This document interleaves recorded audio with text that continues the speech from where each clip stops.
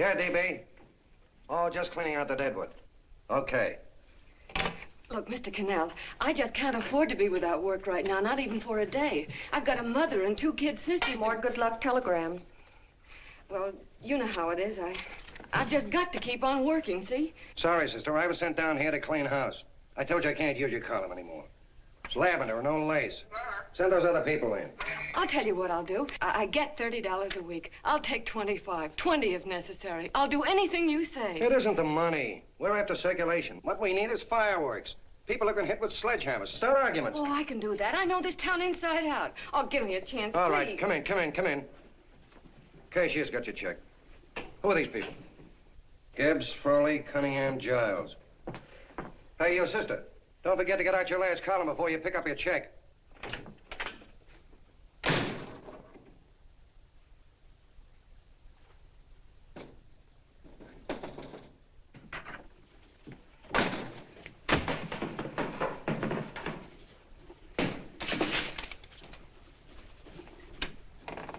You're a couple of sticks shy in your column, man. Big rich slob like D.B. Norton buys a paper and 40 heads are chopped off.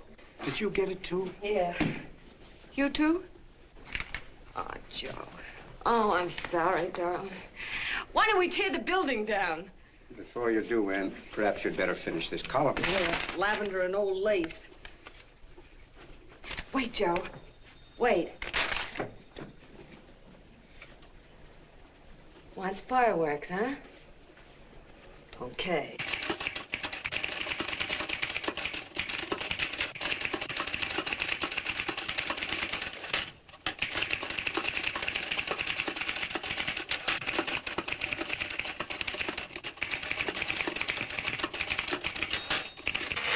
Here. Below is a letter which reached my desk this morning. It's a commentary on what we laughingly call a civilized world. Dear Miss Mitchell, 4 years ago, I was fired out of my job. Since then, I haven't been able to get another one. At first, I was sore at the state administration because it's on account of the slimy politics here we have all this unemployment. But in looking around, it seems the whole world's going to pot. So in protest, I'm going to commit suicide by jumping off the City Hall roof. Signed, a disgusted American citizen, John Doe. Editor's note, if you ask this column, the wrong people are jumping off the roofs. Hey, Ann, this is the old Fakeroo, isn't it? Never mind that, Joe. Go ahead. Sorry,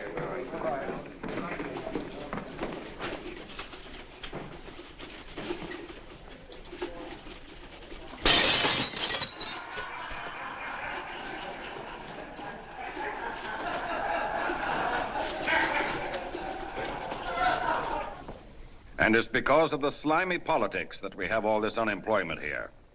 There it is. That's D.B. Norton's opening attack on the governor. Why, Jim, it's just a letter. Send it into a column. No, I can smell it. That's Norton. Good morning, gentlemen. Good morning, Governor. Morning, Governor. You're rather early. Governor, did you happen to see this in the new bulletin? Yes. I had it served with my breakfast this morning. Jim thinks it's D.B. Norton at work. Of course it is. Oh, come, Jim. That little item, D.B. Norton does things in a much bigger way. This is his opening attack on you, Governor. Take my word for it. What did he buy a paper for? Why did he engage a high-pressure editor like Cannell for? He's in the oil business. I tell you, Governor, he's after your scalp. All right, Jim, all right. Don't burst a blood vessel. I'll look into it. Will you get me Spencer of the Daily Chronicle, please? Yes, I saw it, Governor. If you ask me, that's a phony letter. Why, that gag has got whiskers on it. Okay, I'll get the mayor and maybe the Chamber of Commerce to go after them. Get Mayor Lovett on the phone. Sorry, the mayor's busy on the other phone. Yes, I know, Mrs. Brewster. It's a terrible reflection on our city. I've had a dozen calls already. Spencer of the Chronicle. Hold him. Just a minute. Yes, Mrs. Brewster. I'm listening. I insist that this John Doe man be found and given a job at once. Now, if something isn't done about it, I'll call out the whole auxiliary. Yes, and the junior auxiliary, too. We'll hold a meeting and see that it is. Yes, Spencer? Who? The governor?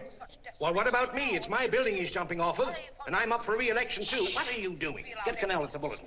Why, he's liable to go right past my window. Get me Cannell. What was that? What? Out the window. Something just flew by. I didn't see anything. Well, don't stand there, you idiot. Go and look. Open the window. Oh, why did he have to pick on my building?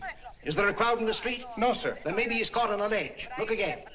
Will not tolerate I think it must have been a seagull. A seagull? What's a seagull doing around the city hall? That's a bad omen, isn't it? Oh, no, sir. The seagull is a lovely bird. It's all right, Mrs. Brewster. It was just a seagull. Can I help? Nothing's happened yet. No, I'm watching. Don't worry, Mrs. Brewster. Just leave it all to me. Spencer, I'll call you back. Hello, Canal? What are you doing? This is the mayor. Yes, Mayor Lovett. How many times are you going to call me? I've got everybody and his brother and sister out looking for him. Did you see the box I'm running? An appeal to John Doe. Think it over, John. Life can be beautiful, says Mayor. If you need a job, apply to the editor of this paper and so forth and so forth. Okay, Mayor, I'll let you know as soon as I have something. What? Well, pull down the blinds. Been up to Miss Mitchell's house, boss. Boy, she's in a bad way. Where is she? Hey, do you know something? She supports a mother and 2 kids. What do you know about that? Did you find her? No. Her mother's awful worried about her. When she left the house, she said she was going on a roaring drunk.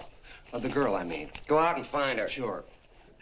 Hey, but the biggest thing I didn't tell you, her old man's Hello? Doc Mitchell. You know the doctor Yeah. saved my mother's life and wouldn't take any money for it? You remember that. Okay, boss, I'll go and look for her. Holy smokes, Commissioner, you've had 24 hours. Okay, Hawkshaw, grab a pencil. Here it is again. About 5'5", brown eyes, light chestnut hair, and as fine a pair of legs as ever walked into this office. Did you want to see me? No. I've had the whole Army and Navy out searching for you because that's a game we play here every day. I remember distinctly being fired. That's right. But you have a piece of property that still belongs to this newspaper, and I'd like to have it. What's that? The letter. What letter? The letter from John Doe. Oh, The whole town's in an uproar. We've got to find him, and the letter's the only clue. there is no letter. We'll get a handwriting expert to... What? There is no letter. Say that again. There's no letter. I made it up. You made it up. Mm-hmm. You said you wanted fireworks. Don't you know there are 9 jobs waiting for this guy? 22 families want to board him free. 5 women want to marry him, and the mayor's practically ready to adopt him, and you... Just call the morgue, boss. He said there's a girl there. Shut up. Ann, say, why didn't you... Beanie. Only one thing to do, Hank. Drop the whole business quickly. How? Run a story. Say John Doe was in here and is sorry he wrote the letter and... That's right. They've got it, sure. He came in here, and I made him change his mind. Bulletin editor saves John Doe's life. Why, it's perfect. I'll have Ned write it up. Oh, Ned, I got a story I want you to... Wait a minute.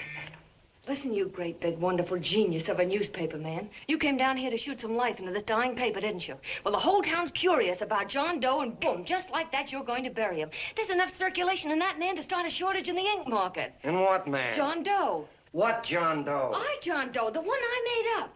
Look, genius, now look. Suppose there was a John Doe and he walked into this office. What would you do? Find him a job and forget about the whole business, I suppose, huh? Not me. I'd make a deal with him.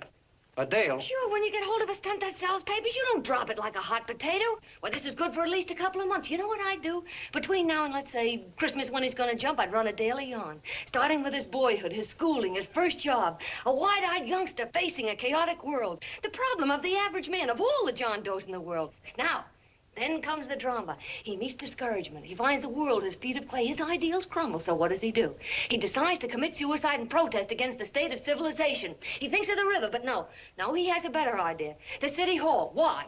Because he wants to attract attention. He wants to get a few things off his chest, and that's the only way he can get himself heard. So? So he writes me a letter, and I dig him up. He pours out his soul to me. And from now on, we quote, I protest by John Doe. He protests against all the evils in the world. The greed, the lust, the hate, the fear. All of man's inhumanity to man. Arguments will start. Should he commit suicide or should he not? People will write in pleading with him. But no, sir. John Doe will remain adamant. On Christmas Eve, hot or cold, he goes. See? Very pretty. Very pretty indeed, Miss Mitchell. But would you mind telling me who goes on Christmas Eve? John Doe. What John Doe? The one we hire for the job, you lunkhead. Wait a minute. Let me get this through this lame brain of mine. Are you suggesting we go out and hire someone to say he's going to commit suicide on Christmas Eve? Is that it? Well, you're catching on. Who, for instance? Anybody. Beanie'll do. Why, sure. Who, me? Jump off a... Oh, no, any time at Christmas. I'm superstitious.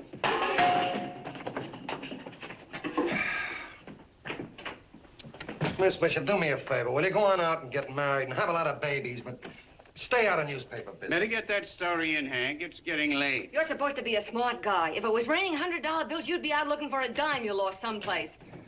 Holy smokes, wasting my time listening to this mad woman. Look, Chief, look at the Chronicle. It's running on John Doe. They say it's a fake. Why the no good the John Doe story, amateur journalism. It's palpably phony. It's a wonder anyone is taking it serious. What do you think of those guys? That's fine. That's fine. Now fall right into their laps. Go ahead. Say John Doe walked in and called the whole thing off. You know what that's going to sound like on top of this. That's all, Ned. Thank you. All right. Amateur journalism, huh? Why, that bunch of sophomores, I can teach them more about... Hey, boss, get a load of this. What? Look. What do they want? They all say they wrote the John Doe letter. Oh, they all wrote the letter. Tell them all to wait. Look, Mr. Cannell, one of those men is your John Doe. They're desperate and will do anything for a cup of coffee. Pick one out and you can make the Chronicle eat their words. I'm beginning to like this. If you ask me, Hank, you're playing around with dynamite. No. The gal's right. We can't let the Chronicle get the laugh on us. We've got to produce a John Doe now. Amateur journalism, huh? I'll show those guys. Sure, and there's no reason for them to find out the truth either, because naturally, I won't say anything. Okay, sister, you get your job back. Plus a bonus. What bonus? Or the bonus of $1,000 the Chronicle was going to pay me for this little document. You'll find it says that I, Ann Mitchell, hereby certify that the John Doe letter was created by me. I can read. Sorry. You think this is worth $1,000, do you? Oh, the Chronicle would consider it dirt cheap. Packs everything, including a gun. Okay, sister, you got yourself a deal. Now let's take a look at the candidates. The one we pick has got to be the typical average man. Typical American that can keep his mouth shut. Show me an American who can keep his mouth shut and I'll eat him. Okay, Beanie, bring him in one at a time.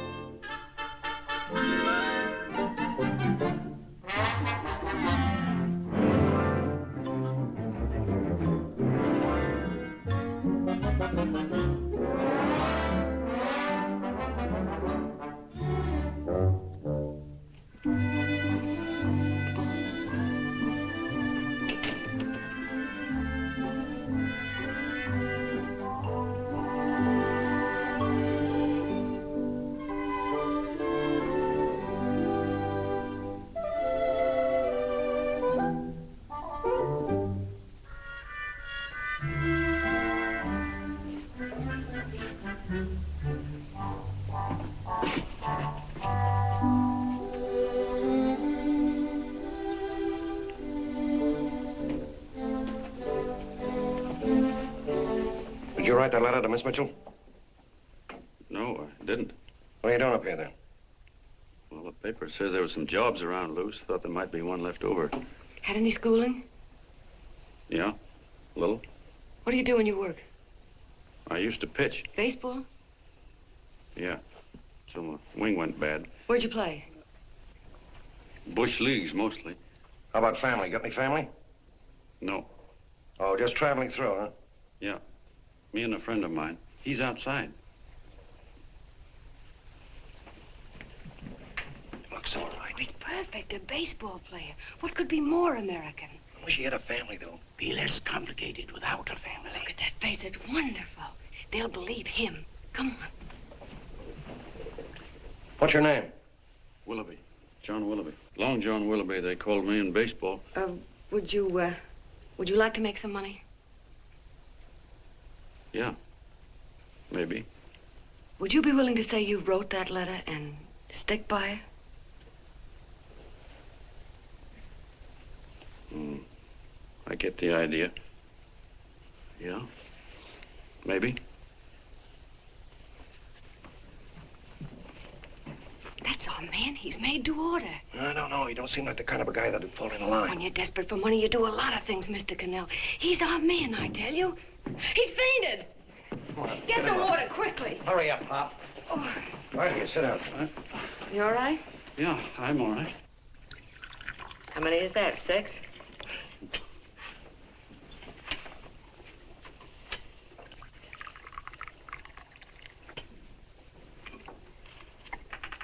Pretty hungry, weren't you? All this John Doe business is batty, if you ask me. Well, nobody asked you. Trying to improve the world by jumping off buildings. You couldn't improve the world if the buildings jumped on you. Don't mind the colonel. He hates people. He likes you well enough to stick around. Well, that's because we both play doohickeys. I met him in a boxcar a couple of years ago. I was fooling around with my harmonica, and he comes over and joins in. I haven't been able to shake him since.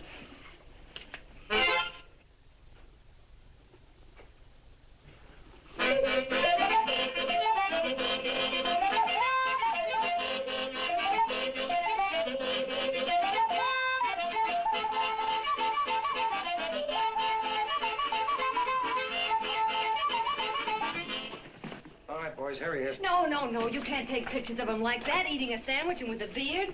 But he's going to jump off a building. Yes, but not because he's out of a job. That's not news. This man's going to jump as a matter of principle. Well, maybe you're right. We'll clean him up and put him in a hotel room under bodyguards. We'll make a mystery out of him. Did you speak to Mr. Norton? Thinks it's terrific. Says for us to go the limit. Wants us to build a bonfire under every big shot in the state. Oh, swell. Is that the contract? Yeah. What's he doing here? Friend of his. They play duets together. Duets? But can we trust him? Oh. I trust him.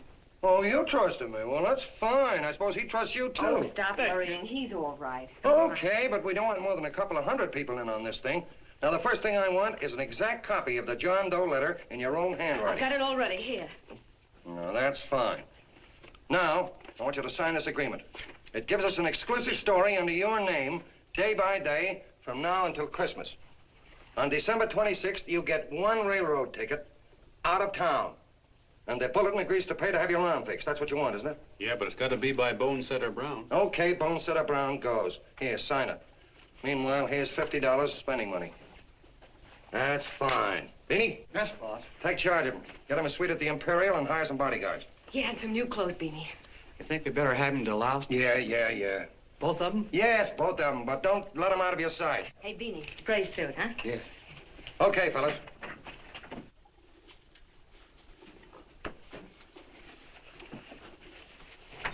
Take it easy, John Doe. And you start pounding that typewriter. Oh, boy, this is terrific. No responsibilities on our part, just statements from John Doe, and we can blast our heads off. Before you pop too many buttons, don't forget to make out that check for 1,000.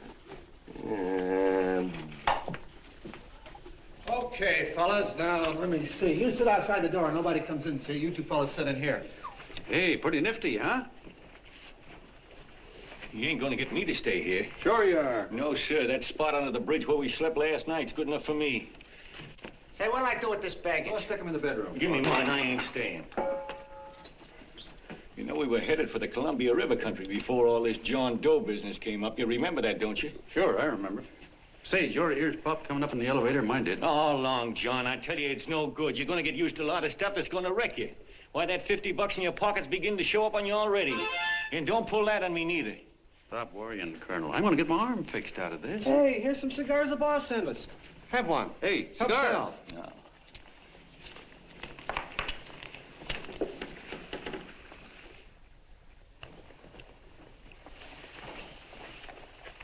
Say, I'll bet you even the major leaguers don't rate an outfit like this. Here, make yourself comfortable. Paper?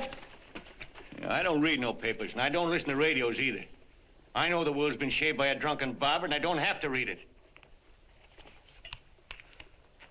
I've seen guys like you go under before. Guys that never had a worry. Then they got a hold of some dough and went goofy. The first thing that happens Hey, to did a you guy... get a load of the bedroom? No. The first thing that happens to a guy like that, he starts wanting to go into restaurants and sit down at a table and eat salads and cupcakes and tea. Boy, what that kind of food does to your system.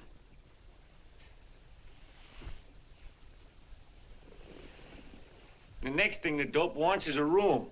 Yes, sir, a room with steam heat and curtains and rugs. And before you know it, he's all softened up and he can't sleep unless he has a bed.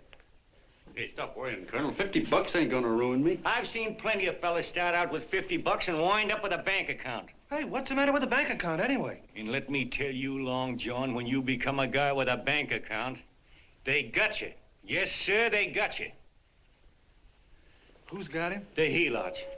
Who? Hey, there's the City Hall tower I was supposed to jump off of. It's even higher than this. Who's got him? The helots. Woo! Hey, wait a minute! You're not supposed to jump on Christmas Eve. Do you want to get me in a jam? If it's going to get you in the jam, we'll do you a favor. I won't jump. And when they got you, you got no more chance than a road rabbit. Hey, who'd you say was gonna get him? Say, is this one of those places where you ring if you want something? Yeah, just use the phone. Boy, I've always wanted to do this. Hey, Doc, look. Look, Doc. Give me that again, will you? Who's gonna get him? The helots. Who are they?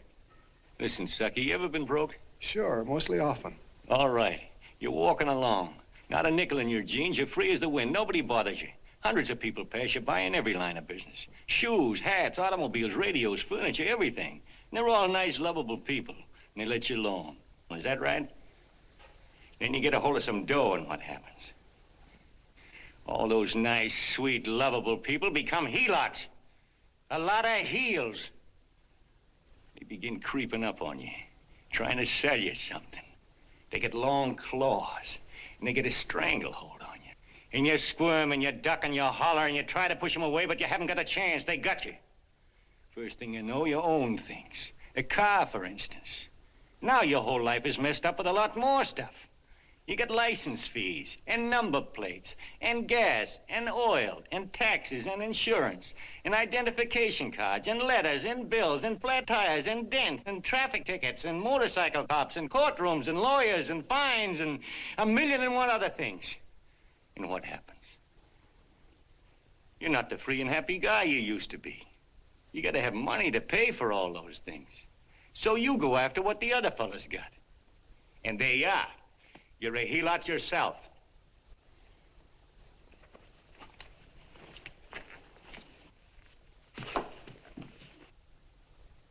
You win, Colonel. Here, take the 50. Go out and get rid of it. You bet I will, just as fast as I can. I'm gonna get some canned goods, a fishing rod, and the rest I'm gonna give away. Give away? Hey, get me a pitcher's glove. I gotta get some practice. Say, he's giving it away. I'm gonna get me some of that. Hey, come back here, you helot. Well, you send up 5 hamburgers with all the trimmings, 5 chocolate ice cream sodas, and 5 pieces of apple pie. No, apple with cheese. Yeah, thanks.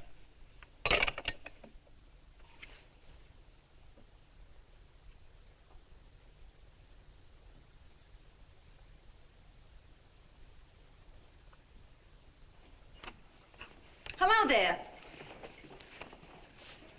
Well, well. If it isn't the man about town. All set, Miss Anne. Oh, yes.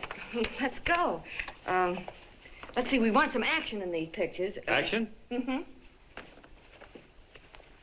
That's good. No. This man's going to jump off a roof. Oh. Here, wait a minute. Let me comb your hair. Sit down.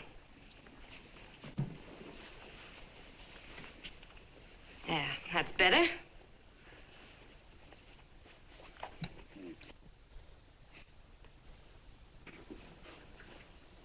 You know, he's got a nice face, hasn't he? Yeah, he's pretty. Here, sit down. Quiet, egghead. All right, now a serious expression. Can't, I'm feeling too good. Oh, come on now, this is serious. You're a man disgusted with all of civilization. With all of it? Yes, you're sore at the world. Come on now. Oh, crabby guy, huh? Yeah. No.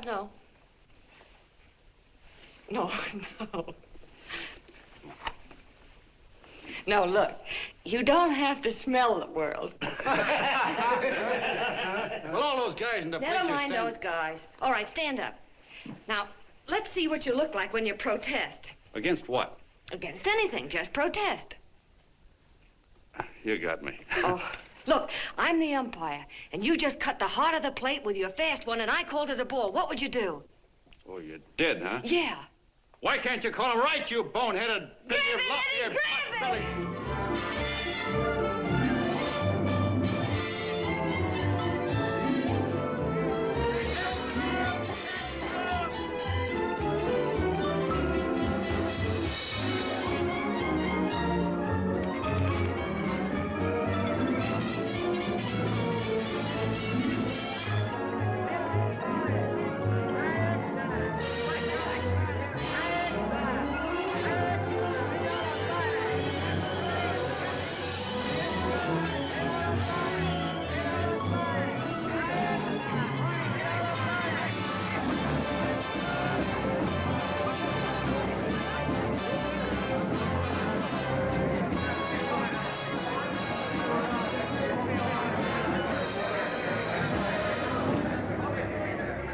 don't care whose picture they're publishing. I still say that this John Doe person is a myth, and you can quote me on that. And I'm going to insist on his being produced for questioning. You know as well as I do that this whole thing is being engineered by a vicious man with a vicious purpose, Mr. D.B. Norton.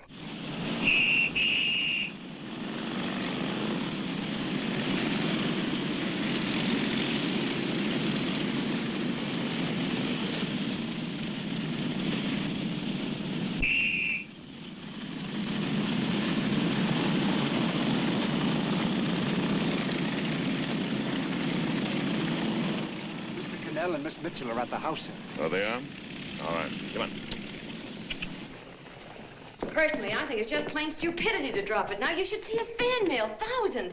Why, it's going over like a house of fire. What are you afraid of, Canal? It's doubled our circulation. Yeah, but it's got everybody sore. Ads are being pulled. The governor's starting a libel suit. What's more, they all know John Doe's a phony, and they insist on seeing Well, what about it? Let them see him. We'll go on one better. They can also hear him. You own a radio station, Mr. Norton. Why not put him on the air? Watch out for this damn DB. She'll drive you batty. Oh, Look, what? we can't let him get to this Bush League pitcher and start popping him. Good night. Now, tell him what that screwball might do. I walk in yesterday, here he is, standing on a table with a fishing pole, fly casting. Take my advice and get him out of town before this thing explodes in our faces. If you do, Mr. Norton, you're just as much of a dumb cluck as he is. Excuse me. No, you got yourself a meal ticket and you hate to Sure, let it's go. a meal ticket for me, I admit it, but it's also a windfall for somebody like Mr. Norton who's trying to crash national politics. That's what you bought the newspaper for, isn't it? You want to reach a lot of people, don't you?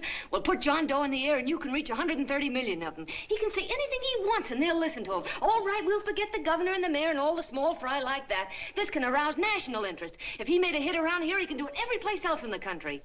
And you'll be pulling the strings, Mr. Norton. Go down to the office and arrange for some radio time. What, DB, you're not I going want to it as fall... soon as possible. Okay, I just came in to get warm myself. Come on, let's go. Don't you go. I want to talk to you.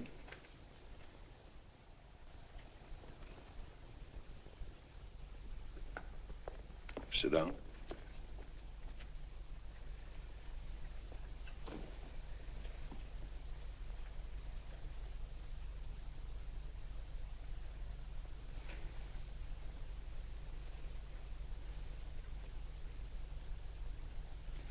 Hey, this John Doe idea was yours, huh?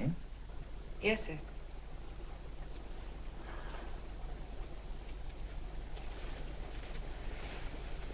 How much money do you get? $30. $30. Well, what are you after? I mean, what do you want? A journalistic career? Money. Money? Well, I'm glad to hear somebody admit it. Do you suppose you could write a radio speech that would put that fellow over? Oh, I'm sure I can. Do it, and I'll give you $100 a week. $100? That's only the beginning. You play your cards right, and you'll never have to worry about money again. Oh, I know it. Hello. Hello. Whenever there's a pretty woman around. This is my nephew, Ted Sheldon, Miss Mitchell. How do you do? How do you do? All right, Casanova, I'll give you a break. See that Miss Mitchell gets a car to take her home. Always reading my mind, aren't you? Thank you very much for everything. And Miss Mitchell, I think from now on you'd better work directly with me. Yes, sir.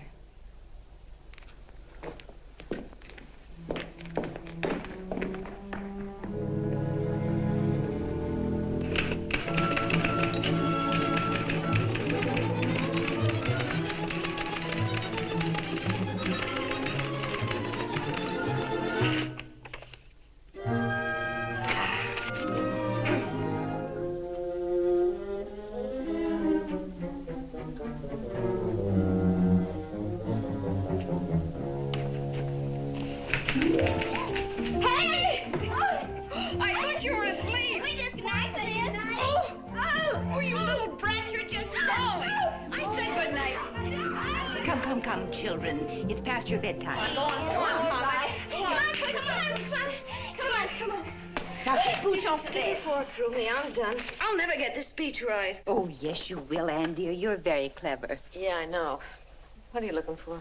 Your purse, I need $10. What for? I gave you 50 just the other day. Yes, I know, dear, but Mrs. Burke had her baby yesterday. 9 pounds. And there wasn't a thing in the house. And then the community chest lady came. And the 50's all gone, huh? Who's the 10 for? The Websters. The Websters. You remember those lovely people your father used to take care of. I thought I'd buy them some groceries. Oh, Anne, dear, it's a shame those You're poor... marvelous, Ma. You're just like Father used to be. Do you realize a couple of weeks ago we didn't have enough to eat ourselves? Well, yes, I know, dear, but these people are in such need. And we have plenty now. If you're thinking of that $1,000, forget it. It's practically all gone. We owed everybody in town. Now, you just gotta stop giving all your money away. Oh, Anne, dear. Oh, I'm sorry, Ma. Oh, don't pay any attention to me. I guess I'm just upset about all this. Gee whiz, here I am with a great opportunity to get somewhere, to give us security for once in our lives, and I'm stuck. If I could put this over, your Mrs. Burke can have 6 babies. You mean this speech you're writing? Yeah, I don't know. I simply can't get it to gel. I created somebody who's going to give up his life for a principle. Hundreds of thousands of people are going to listen to him over the radio. And unless he says something that's sensational, it's just no good.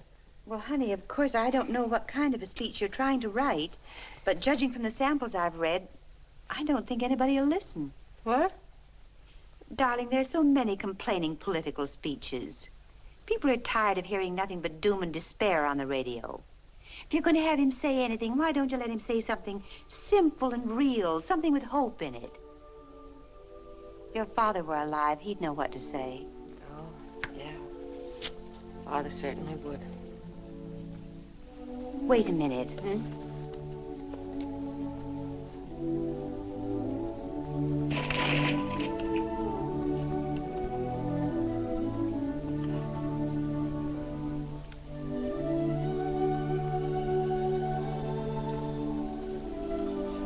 That's your father's diary, Anne. Father's... I never knew he had a diary. There's enough in it for 100 speeches. Things people ought to hear nowadays. You'll be careful of it, won't you, dear? It's always helped to keep your father alive for me. You bet I will, Ma. Wait a minute. John Doe don't want to sign no autographs. Well, what does he do all day? What does he do all day? He's writing out his memories.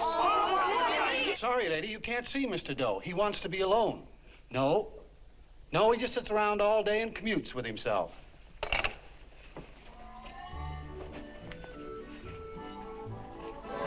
Oh!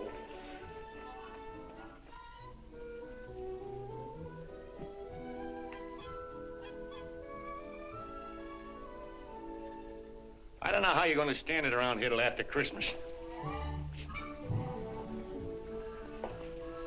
I'll bet you ain't heard a train whistle in 2 weeks.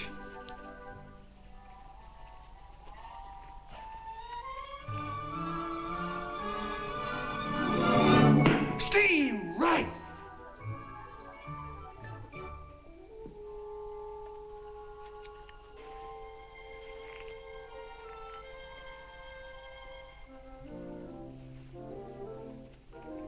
I know why you're hanging around.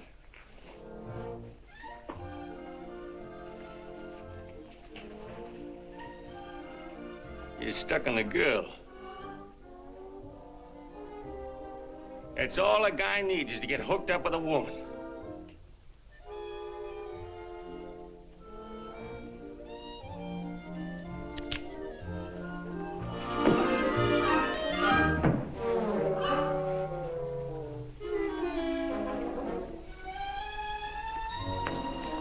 What was that, a single? First baseman dropped the ball. Butterfingers. Tough luck, pal.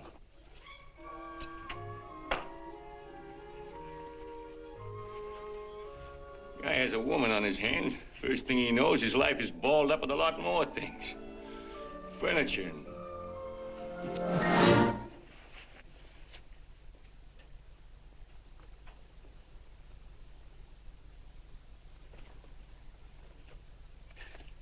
Did you get him? You're out. Swell. What's this, the end of the 8th? 9th.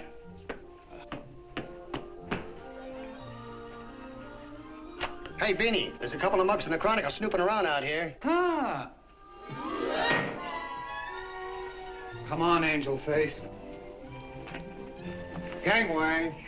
What's the score, Angel Face? 3-2, our favor. Gee, that's great.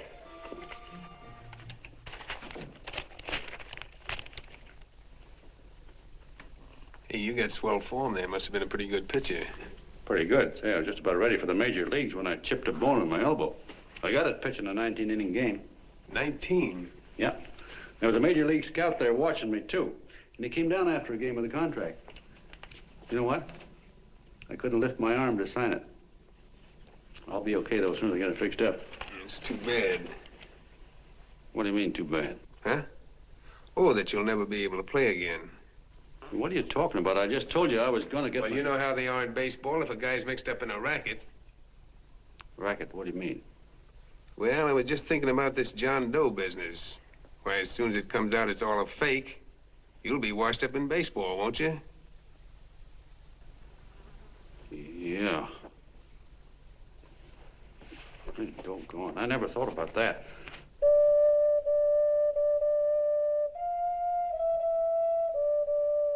Gosh. And another thing, what about all the kids in the country? The kids that idolize ball players. What are they gonna think about you? Yeah.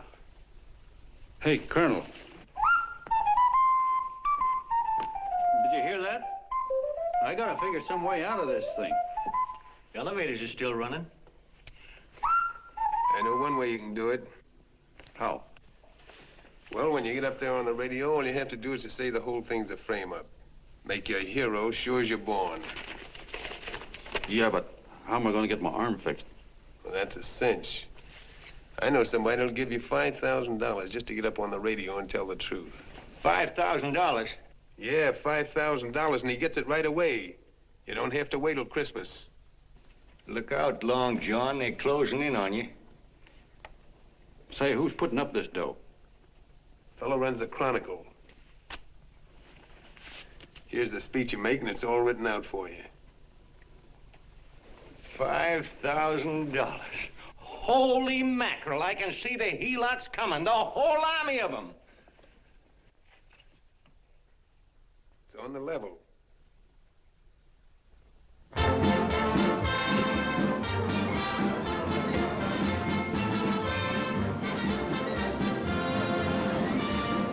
No, I'm sorry. Tickets for the broadcast are all gone. Phone the bulletin.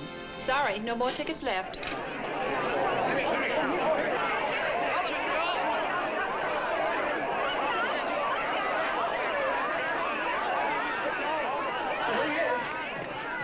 Hello, John. All set for the big night? Swell. Turn around. One moment. Now stand still. Hold it, Mr. Doe. Hold it. Big smile, Mr. Doe. That's swell. Okay, Jeannie, that's All right, all. Take stand him here. out. Come on, Oh, let's yeah. Now, look, John, here's the speech. It's in caps and double spaced. You won't have any trouble reading it. Not nervous, are you? No. Of course not. He wouldn't be. Who? John Doe, the one in there. Hey, don't let your knees rattle. It picks up on the mic. Oh, Beanie, you needn't be nervous, John. All you have to remember is to be sincere. Pick up that phone, Miss Mitchell. It's for you. Okay. Hello? Yes, Mother. Oh, thank you, darling. Oh, there he is, the poor dear man. Oh, good luck to you, Mr. Doe. We want you to know that we're all for you. The girls all decided that you're not to jump off any roof at all. Oh, we'll stop it. You got the speech I gave you? Yeah. Now, look. I'll give this money to the colonel just as soon as you get started. We'll have a car waiting at the side entrance for you. Okay. How'd you get in here? Huh? Oh, I just came in to wish him Come luck. on, out. Mother says good luck, too. John, when you read that speech, please believe every word of it. He's turned out to be a wonderful person, John. Who? John Doe, the one in the speech. Oh. You know something? I've actually fallen in love with him. All right, there he is, sister. Now, come on, plenty of both. What's the idea? No, that's too much. That's not so much. Come on. Oh, this is no time for cheap publicity, Mr. Cannell. Listen, if that guy lays an egg, I want to get something out of it. I'm getting a Jane Doe ready. Oh, come on. Here. Will you, fellas? Here you Give me a are. All right, chance. that's I enough. have to raise Just one more, will you, That's please? fine, honey. You go ahead. All right, I After need you've one been more. You're dirty, honey. Go ahead. How you doing? Oh. All right, Benny, bring him in. Holy smoke, a half a helot. There you are, boss, just like you ordered. Symbols of little people. Okay, get him up. All right, young fella. This is ridiculous, Mr. Cannell. Come on, give me a chance. The man's on the air. Please. Come on, shut up. Oh, fellas, I suppose you could have all the pictures you want afterwards. No, come on, afterwards. We can have a... Come on, that's right. Afterwards, you can get all the pictures you want. Thank you very much. Come on, will you? Afterwards, that's right. Come on, Snooks, you better bail out. Okay, goodbye, Mr. Doe. Beanie. All right. Better get ready. 1 minute to go. Wow, 1 minute to go and the score is nothing to nothing. Now, please, John, you won't let me down, will you? Will you? Of course you won't. If you'll just think of yourself as the real John Doe. Listen, everything in that speech are things a certain man believed in. He was my father, John. When he talked, people listened. And they listened to you, too. Funny. You know what my mother said the other night? She said to look into your eyes, that I'd see Father there. Hey, what do you say? Okay, we're coming. Come on. Now, listen, John, you're a pitcher. Now get in there and pitch. Good luck. Give him room, let him through. Come on.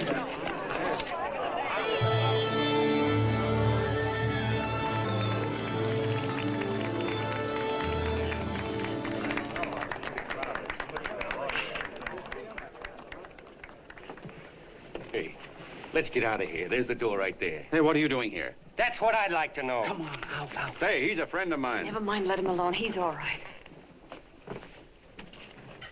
I'll be right over there pulling for you. No, John, over here.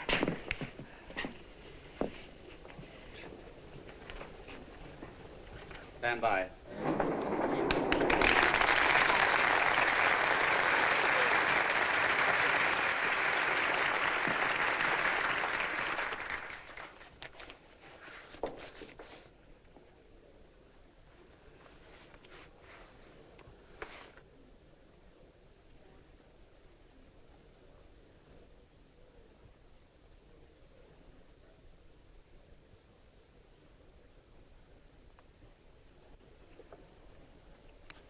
Phone the Chronicle. Tell them to start getting those extras out.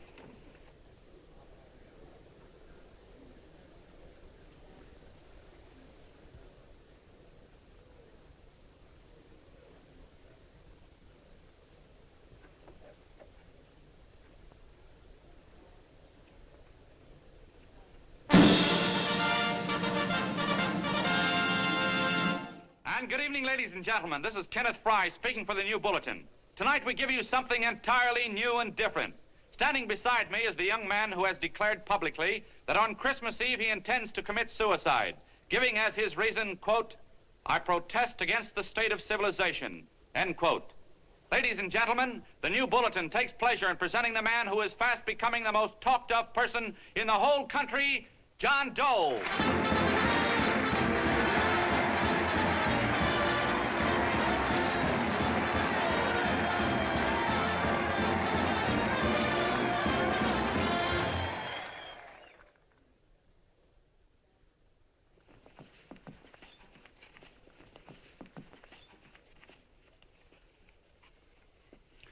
Ladies and gentlemen, I am the man you all know as John Doe. I took that name because it seems to describe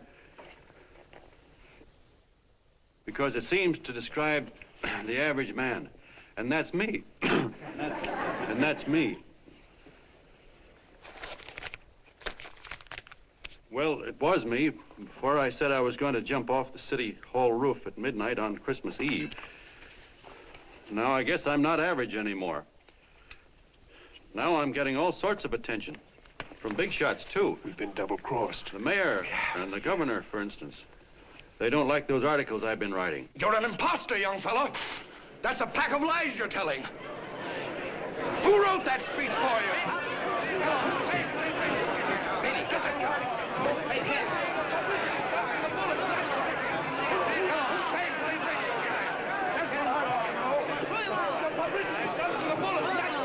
Spencer. Ladies and gentlemen, the disturbance you just heard was caused by someone in the audience who tried to heckle Mr. Doe. The speech will continue.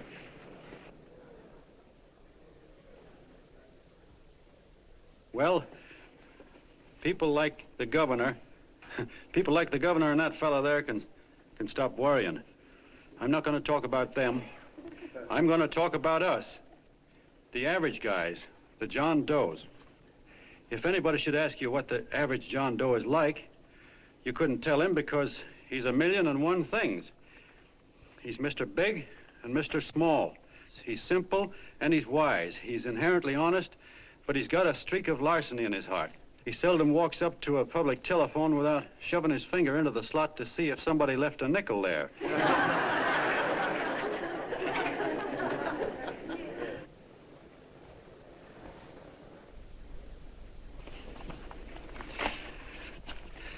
He's the man the ads are written for. He's the feller everybody sells things to. He's Joe Dokes, the world's greatest stooge and the world's greatest strength.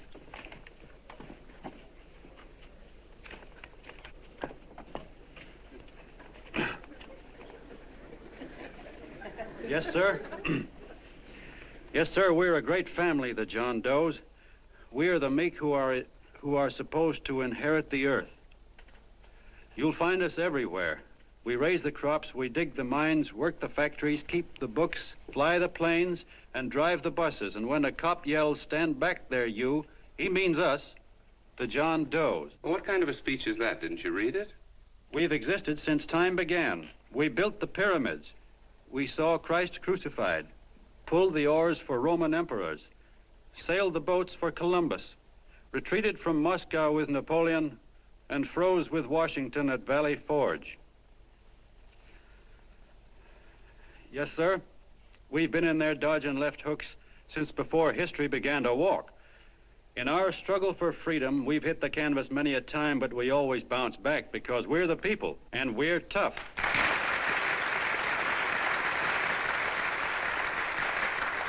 They've started a lot of talk about free people going soft, that we can't take it. That's a lot of hooey. A free people can beat the world at anything, from war to tiddlywinks, if we all pull in the same direction.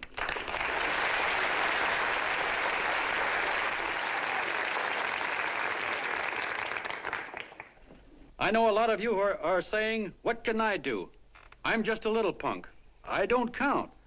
Well, you're dead wrong. The little punks have always counted, because in the long run, the character of a country is the sum total of the character of its little punks.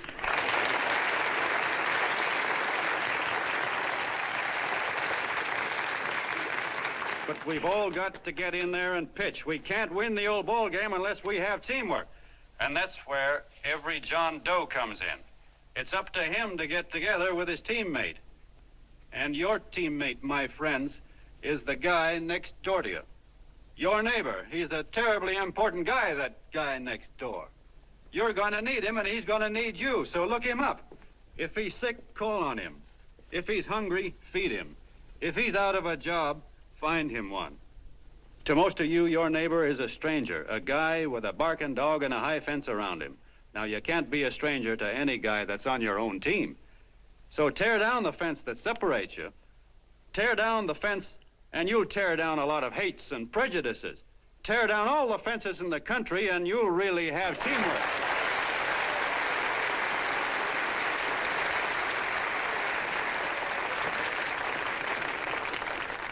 I know a lot of you are saying to yourselves, he's asking for a miracle to happen. He's expecting people to change all of a sudden. Well, you're wrong. It's no miracle. It's no miracle because I see it happen once every year, and so do you, at Christmas time. There's something swell about the spirit of Christmas, to see what it does to people, all kinds of people. Now, why can't that spirit, that same warm Christmas spirit, last the whole year round? Gosh, if it ever did, if each and every John Doe would make that spirit last 365 days out of the year, we'd develop such a strength, we'd create such a tidal wave of goodwill that no human force could stand against it. Yes, sir, my friends. The meek can only inherit the earth when the John Does start loving their neighbors. You better start right now. Don't wait till the game is called on account of darkness. Wake up, John Doe. You're the hope of the world.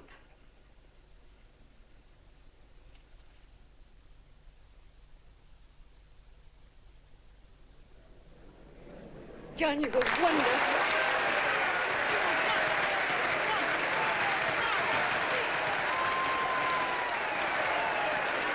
Let's get out of here. Now you're talking.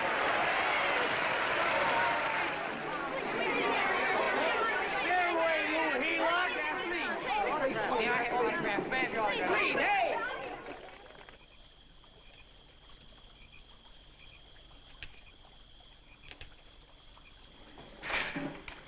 I knew you'd wake up sooner or later. Boy, am I glad we got out of that mess. I had the $5,000 sewed up. Could have been on my way to old Doc Brown. You're a pitcher, John, she says. Now, go in there and pitch. What a sucker. Yeah, she's a heel-out just like the rest of us. Lucky you got away from her. What was I doing up there making a speech anyway? Me, huh? Geez, the more I think about it, the more I could... Tear down all the fences. Why, if you tore one picket off of your neighbor's fence, he'd sue you. $5,000 had it right in my hand. What do you mean he ran away? Well, go after him, find him. That man is terrific.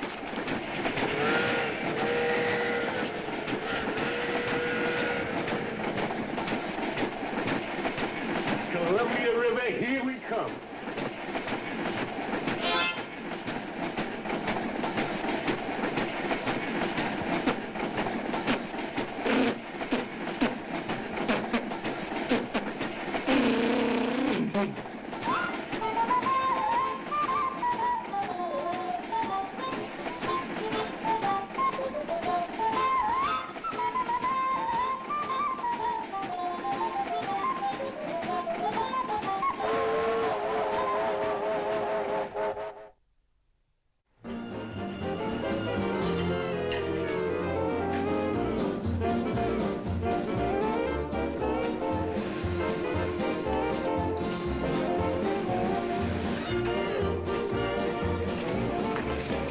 Jitterbugs. Yeah. Hey, how much money we got left? 4 bits. Better make it donuts, huh? Yeah.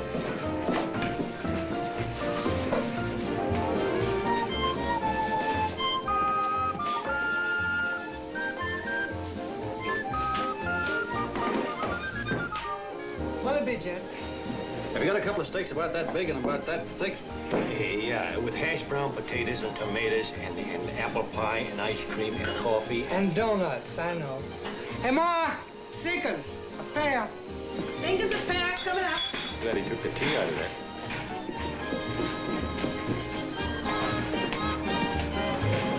Hey, look. Join the John Doe Club. John Doe Club.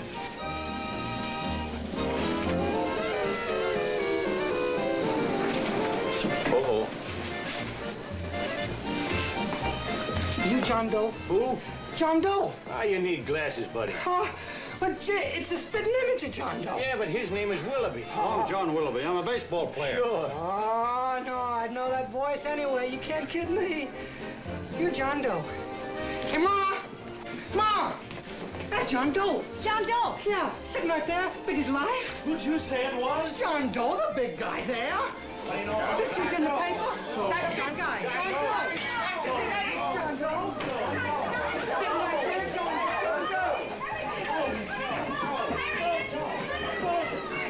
Doe. Hey, operator. Dan's Beanery. Look, call everybody in town. John Doe was just in my place. Yeah, he ordered donuts.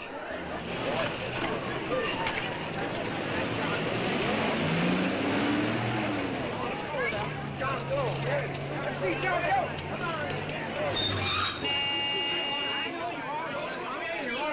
John Doe, we're all neighbors. And my office is packed like a sardine box. What does John Doe look like, Mr. Mayor? Oh, he's one of those great big outdoor type men. No, you can't see him. You didn't vote for me the last time. Shame on you. What are you doing there? Get off my front porch anyhow. Mr. Norton come yet? Oh, well, I wonder where he's at. What's keeping him? He should have been here 15 minutes ago. Oh, there it comes now.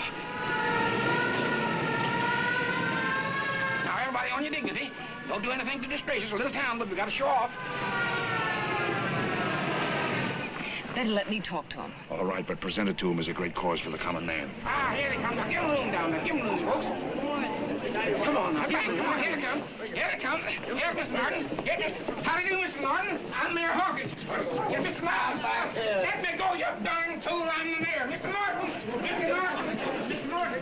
I'm Mayor Hawkins. Your office telephoned me to hold him. Well, that's fine. How is he? Oh, he's fine. He's right in my office there. You know, it's a great honor having John Doe here, and you too. Haven't had so much excitement since the old City Hall burned down. People are so excited they nearly tore his clothes off. Oh, Matilda, darling, phone the newspapers, tell them Mr. Norton's here. Step right inside, Mr. Norton. My office. Very comfortable here, Mr. Norton. Just had it air conditioned. Gangway, please. Get room for Mr. Norton. Gangway. Gangway. Here he is, Mr. Norton. Well taken care of. The neighbors are serving him a light lunch. Hello, John.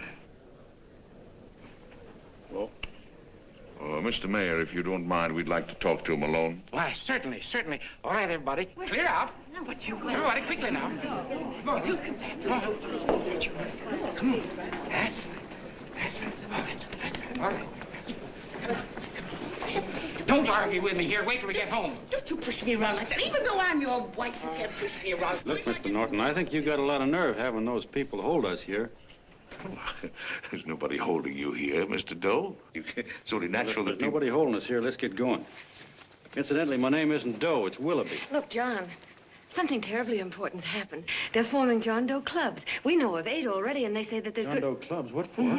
To carry out the principles you talked about in your radio speech. I don't care what they're forming. I'm on my way, and I don't like the idea of being stopped either. Oh, but you don't know how big this thing is. You should see the thousands of telegrams we've received and what they're saying about you.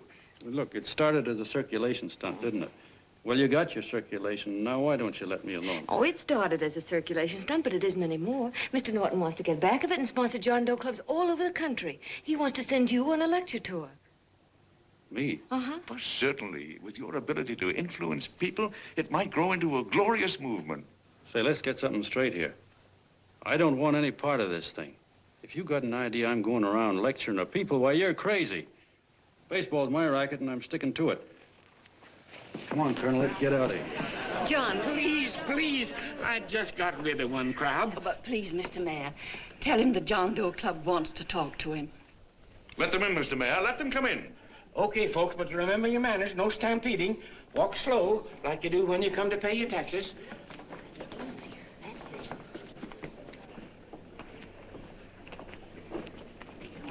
Okay. All right, give me a chance. Come right in. My name's Bert Hansen, Mr. Doe. I'm the head soda jerker at Schwabacker's drugstore. Well, sir, you see, me and my wife, we heard your broadcast, and we got quite a bang out of it, especially my wife. Kept me up half the night saying, that man's right, honey. The trouble with the world is nobody gives a hoot about his neighbor. That's why everybody in town's sore and cranky at each other. And I kept saying, well, that's fine, but how's a guy gonna go around loving the kind of neighbors we got? Old Sourpuss, for instance. You see, Sourpuss Smithers is a guy who lives all alone next door to us. He's a cranky old man that runs a second-hand furniture store. We haven't spoken to him for years. I always figured he was an ornery old gent that hated the world because he was always slamming his garage door and playing the radio so loud he kept half the neighbors up. Well, anyway, the next morning I'm out watering the lawn and I look over and there's Sourpuss on the other side of the hedge straightening out a dent in his fender. And my wife yells to me out the window. She says, go on, speak to him, Bert. And I figured, well, heck, I can't lose anything, so I yelled over to him, good morning, Mr. Smithers. He went right on pounding his fender. Was I burned? So I turned around to give my wife a dirty look, and she said, louder, louder, he didn't hear you. So in a voice you could have heard in the next county, I yelled, good morning, Mr. Smithers. Well, sir, you could have knocked me over with a feather. Old Sourpuss turned around, surprised-like, and he put on a big smile, came over and took my hand like an old lodge brother, and he said, good morning, Hanson. I've been wanting to talk to you for years, only I thought you didn't like me. And then he started chatting away like a happy little kid, and he got so excited his eyes all... Well, Mr. Doe, before we got through, I found out Smithers is a swell egg, only he's pretty deaf, and that accounts for all the noises. And he says it's a shame how little we know about our neighbors. And then he got an idea. And he said, how's about inviting everybody someplace where we can all get together and know each other a little better? Well, I'm feeling so good by this time, I'm ripe for anything. So Smithers goes around the neighborhood inviting everybody to a meeting at the schoolhouse. And I tell everybody that comes in the store, including Mr. Schwabacker, my boss. I'm talking too much. Well, I'll be doggone if for 40 people don't show up. Of course, none of us knew what to do, but we sure got a kick out of seeing how glad everybody was just to say hello to one another. Tell him about making Sourpuss chairman. Oh, yeah, we made Sourpuss chairman and decided to call ourselves the John Doe Club. And say, incidentally, this is my wife. Come here, honey. This is my wife, Mr. Doe. How do you do, Mr. Doe? Sourpuss is here, too. Oh, is he? This is Sourpuss, or excuse me, Mr. Smithers, Mr. Doe. That's all right. If you didn't call me Sourpuss, it wouldn't feel natural. Well, anyway, I guess nearly everybody in the neighborhood came except the Delaney's. The Delaney's live in a big house with an iron fence around it, and they always keep their blinds drawn. And we always figured that he was just an old miser that sat back counting his money, so why bother about inviting him? Until Grimes, the milkman, spoke up and he said, say, you've got the Delaney's all wrong. And then he tells us about how they canceled their milk last week and how when he found a note in the bottle, he got kind of curious-like and he sort of peeked in under the blinds and found the house was empty. If you ask me, he says, they're starving. Old man Delaney has been bringing his furniture over to my place at night, one piece at a time, and selling it. Yeah, and, well, sir, a half dozen of us ran over there to fetch him, and we brought him to the meeting. What a reception they got. Why, everybody shook hands with him and made a fuss over them, and, well, finally, Mr. and Mrs. Delaney just sat right down and cried. And then we started to find out about a lot of other people. Yeah, sure. Well, you know Grubel, for instance. Grubel's here. See? Yeah, that's a... Of course, you don't know Grubel, but he's a man that everybody figured was the worst no-account in the neighborhood because he was living like a hermit and nobody would have anything to do with him. That isn't until Murphy, the postman, told us the truth. Why, Grubel, he says, he lives out of garbage cans because he won't take charity, because it'd ruin his self-respect, he says. Just like you said on the radio, Mr. Doe. Well, sir, about a dozen families got together and gave Grubel a job watering their lawns. Isn't that wonderful? And then we found jobs for 6 other people, and they've all gone off for leave. Yeah, and my boss, Mr. Schwabecker, made a job in his warehouse for old man Delaney. And he gave you that $5 raise. Yeah, wasn't that swell? Why, Bert, I feel slighted. I'd like to join, but nobody asked me. I'm sorry, Mayor, but we voted that no politician could join. Just the John Does of the neighborhood, because you know how politicians are. Well, the reason we wanted to tell you this, Mr. Doe, was just to give you an idea of what you started. And from where I'm sitting, I don't see any sense in you jumping off any building. No. Well, thank you for listening. Goodbye, Mr. Doe. You're a wonderful man, and it strikes me you can be mighty useful walking around for a while. Hey, goodbye, Mr. Doe. Goodbye, Mr. Doe.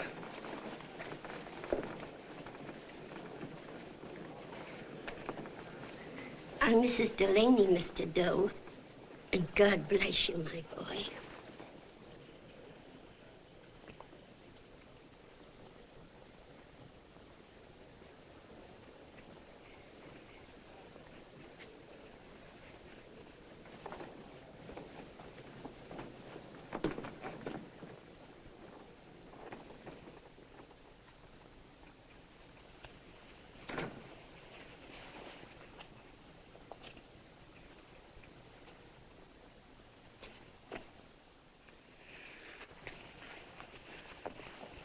Gee whiz, I'm all mixed up. I don't get it. Look, all those swell people think I'm going to jump off a building or something. I never had any such idea. Gosh. The fellow'd have to be a mighty fine example himself to go around telling other people how to... Say, look, what happened the other night was on account of Miss Mitchell here. She wrote the stuff. Don't you see what a wonderful thing this can be? But we need you, John. You're hooked. I can see that right now. They got you. Well, I'm through. For 3 years, I've been trying to get you up to the Columbia River country. First, it was your glass arm. Then it was the radio. And now it's the John Doe clubs. Well, I ain't waiting another minute. Gangway, you helots. Hey, Colonel, wait a minute. Hey, Colonel! I want you personally to go along with John Doe and Miss Mitchell and handle the press and the radio. Me? Yes, I don't want to take any chances. And Johnson. Yes, Stevie? Your crew will do the mop-up job. They'll follow John Doe into every town, see that the clubs are properly organized and the charters issued. Right. There are only 8 flags up there now. I want to see that map covered before we get through.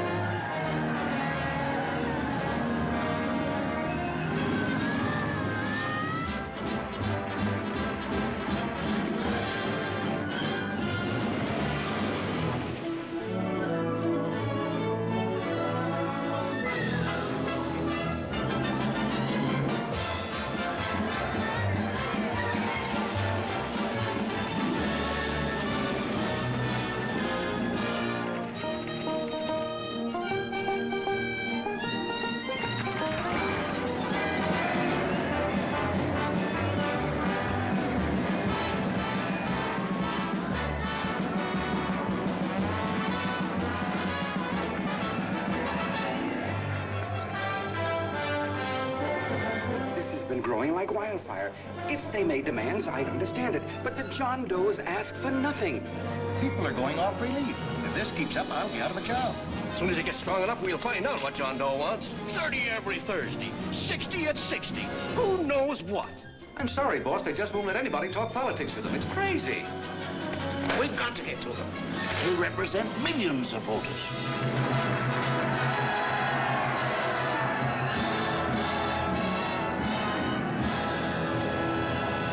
I tell you, ladies and gentlemen, this thing has been nothing short of a prairie fire.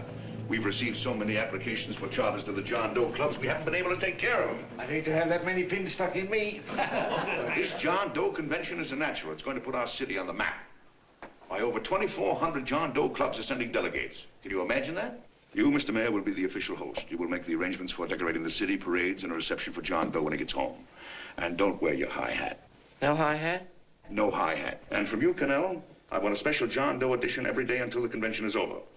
And now, if you will, please step into the outer office and look your prettiest because there are photographers there to take pictures of this committee. Don't worry, D.B. Everything will be taken care of. Sure. Isn't it all too wonderful? Gather down here in a nice group and I'll get a picture of you. Oh, Mr. Mayor, would you step down in front row, please? You ladies get close to him. That's it. Well, I don't get it. Get what? Look, D.B., I'm supposed to know my way around. This John Doe movement has cost you a fortune.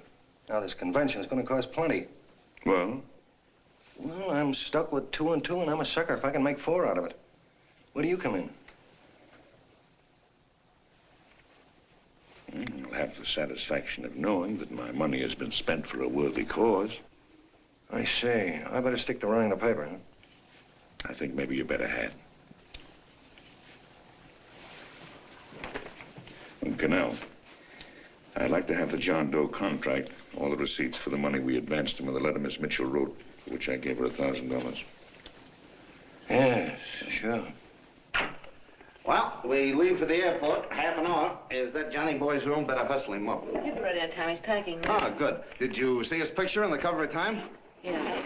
I gotta give you credit, Annie girl. I've handled a good many big promotions in my time. Everything from a World's Fair to a channel swimmer. But this one has certainly got me spinning. And now a John Doe convention. Wow.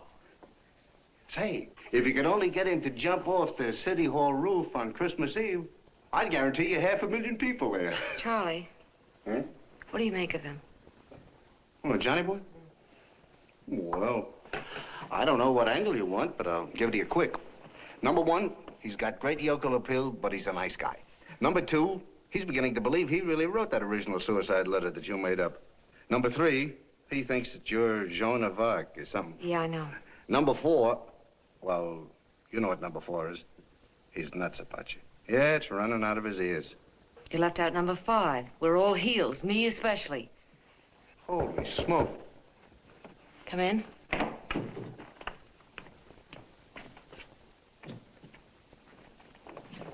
I'm all packed. Good. I'll go and get Beanie Boy. Okay, Charlie boy.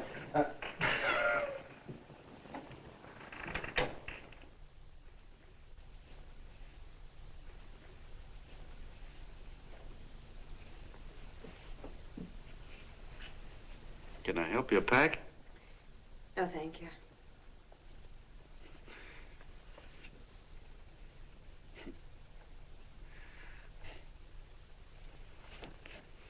Do you care if I sit down out here? No.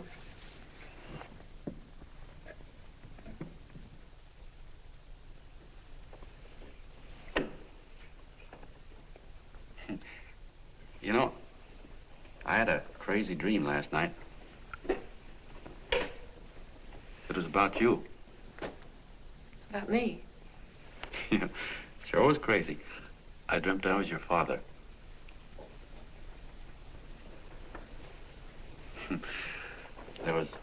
There was something I was trying to stop you from doing. So I got up out of bed and I walked right through the wall here, right straight into your room. You know how dreams are. And there you were in bed. But you're a little girl, you know, about 10. And very pretty, too. So I shook you, and the moment you opened your eyes, you hopped out of bed and started running like the devil in your nightgown. You ran right out the window there, and you ran out over the tops of buildings and roofs and everything for miles. And I was chasing you. And all the time you were running, you kept growing bigger and bigger and bigger, and pretty soon you were as big as you are now, you know, grown up. And all the time I kept asking myself, what am I chasing her for? And I didn't know. Isn't that a hot one? Well, anyway, you ran into some place, and then I ran in after you, and when I got there you were getting married. And the nightgown had changed into a beautiful wedding gown. You sure look pretty, too. And then I knew what it was I was trying to stop you from doing. Dreams are sure crazy, aren't they? Well, would you like to know who it was you were marrying? Oh, a tall, handsome Ubangi, I suppose. No, not that bad. It was that fellow that sends you flowers every day. What's his name? Mr. Norton's nephew? Ted Sheldon. Yeah, that's the one. But here's the funniest part of it all. I was the fella up there doing the marrying, you know, the justice of peace or something. You were? I thought you were chasing me. Well, yes, I was, but I was your father then, you see.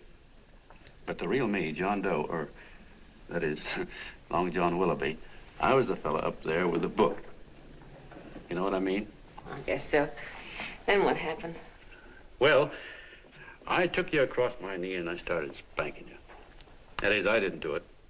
I mean, I did do it, but it wasn't me, you see. I was your father then. Well, I held you across my knee and I said, Annie, I won't allow you to marry a man that's just rich or that has his secretary send you flowers. The man you marry has got to swim rivers for you. He's got to climb high mountains for you. He's got to slay dragons for you. He's got to perform wonderful deeds for you. Yes, sir. And all the time, the guy up there, you know, with the book, me, just stood there nodding his head. And he said, go to it, Pop. Whack her one from me, because that's just the way I feel about it, too. So he said, come on down here and whack her yourself. So I came down and I whacked you a good one, see? Then he whacked you, and I whacked you another one. We both started whacking you like... Well, if you're through whacking her, come on, let's get going. Okay, fellas, right in here. You go out the side entrance, there's a bunch of autograph seekers out front. We'll be down with the bags in a minute. Come on, don't make a government project out of this. Hi, Benny. When's our plane take off again? Couple of minutes. How many people do you think we've talked to already, outside the radio, I mean? Oh, I don't know. About 300,000.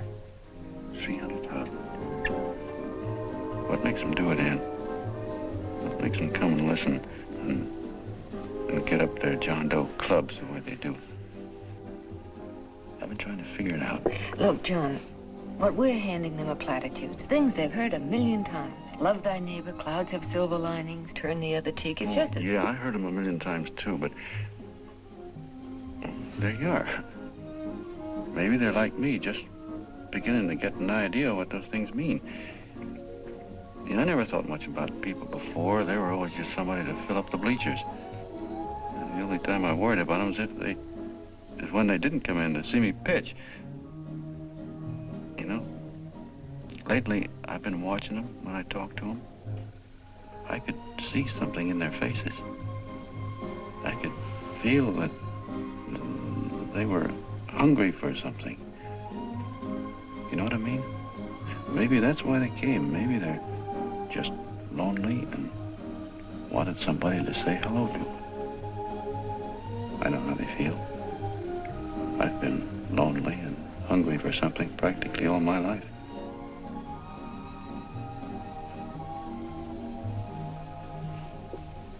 All aboard, folks. That's what I said, it's your office. Yeah, that's true. Oh, somebody else sitting here? No, that's your seat. And this is your coat. Mine? A little token of appreciation. Oh. Oh, it's beautiful, D.B. Well, I don't quite know what to say. Well, don't say anything at all. Just sit down. Oh. Go ahead, open it. Oh. lovely. And a new contract goes with it. Well, come on, spring it. You've got something on your mind. Must be stupendous. You know, that's what I like about it. Right to the point, like that. All right, Practical Annie, here it is. Tomorrow night, before a crowd of 15,000 people and talking over a nationwide radio hookup, John Doe will announce the formation of a third party. A third party? Yes, the John Doe Party. Devoted entirely to the interests of all the John Does all over the country, which practically means 90% of the voters. He will also announce the third party's candidate for the presidency. A man whom he personally recommends, a great humanitarian, the best friend the John Does have. Mr. D.B. Norton. Yes.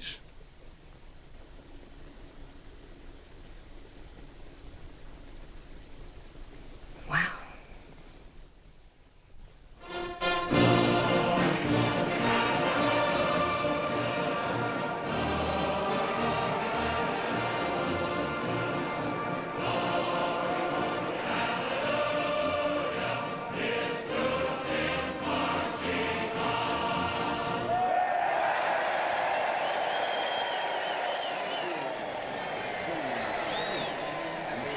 And although the opening of the convention is hours off, the delegates are already pouring into the ballpark by the droves, with lunch baskets, banners, and petitions asking John Doe not to jump off any roof. No matter how you look at it, it's still a phenomenal movement. These John Does, or the hoi polloi, as you've heard people call them, have been laughed at and ridiculed, but here they are, gay and happy, having traveled thousands of miles, their expenses paid by their neighbors, to come here to pay homage to their hero, John Doe. And in these days of wars and bombings, it's a hopeful sign that a simple idea like this can sweep the country. An idea based on friendliness, on giving and not taking, on helping your neighbor and asking nothing in return. And if a thing like this can happen, don't let any of your grumbling friends tell you that humanity is falling apart. This is John B. Hughes, signing off now and returning you to our main studio until 9 o'clock, when the convention will officially open. Oh, John, come in. Say, I'm kind of... It's raining out a little. That's all right. It's good to see you. Sit down. Thanks.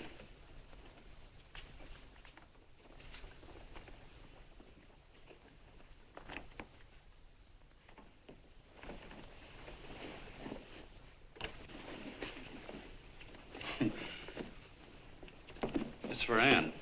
Oh, how nice. Thank you very much. Flowers. I'm terribly sorry she isn't here. She isn't? No, she just left. I'm surprised you didn't run into her. She went over to Mr. Norton's house. Oh. Did you want to see her about something important? Yeah, well, no, it'll wait. Say, he's a nice man, isn't he? Mr. Norton, I mean. He's done an awful lot for the...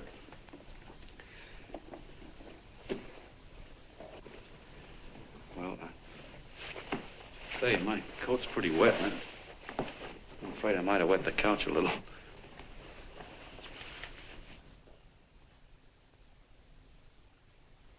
Well, I guess I'll see her at the convention later. Yes, of course. I'll see that she gets the flowers. Thanks. Good night, Mrs. Mitchell. Good night, John.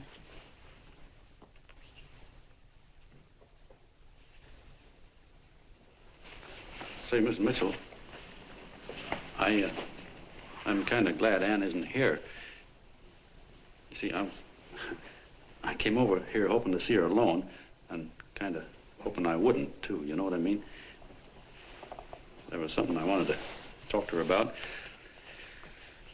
But, well, it'll wait, I guess. Good night. Good night, John.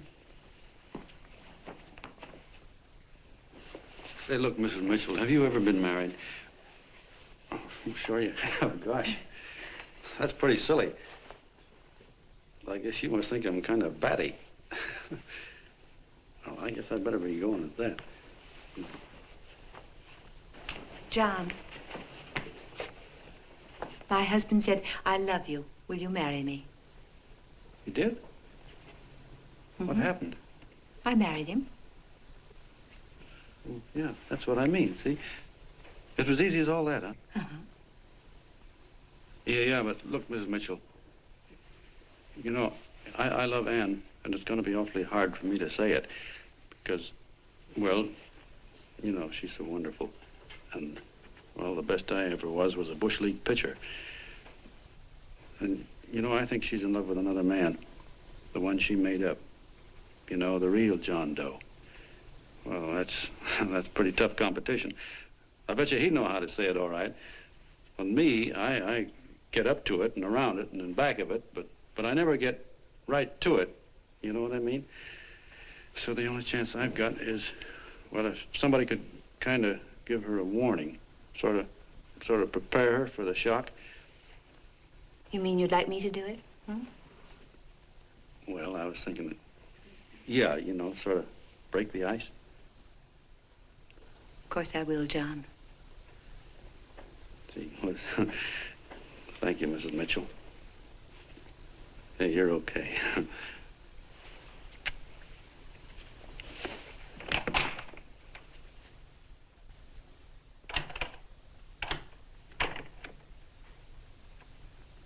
This John Doe meeting is going to be one of the biggest things that ever happened. Why, they're coming from all over. Trains, boxcars, wagons. Oh, look out! Hello, bodyguards. Hey, had your dinner yet? Not yet. Oh, that's all right. Well, look, no, go ahead and have your dinner. Wait a minute, John.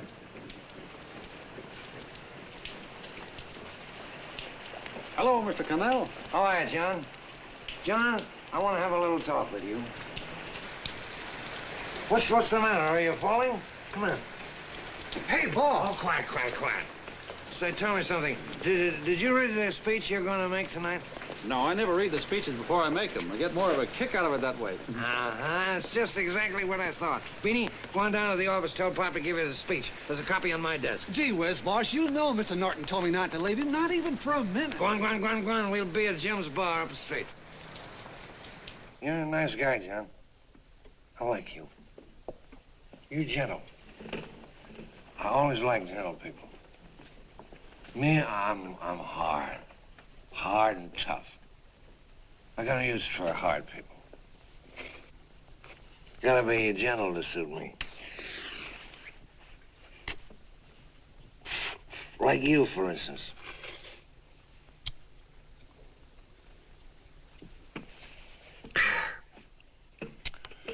Yep, I'm hard. But you want to know something? I've got a weakness. Never guess that, would you? Well, I have. Want to know what it is? Star-Spangled Banner. Screw you, huh? Well, maybe it is, but play the Star-Spangled Banner. I'm a sucker for it. Always gets me right here. Know what I mean? Yeah, it gets me right back here.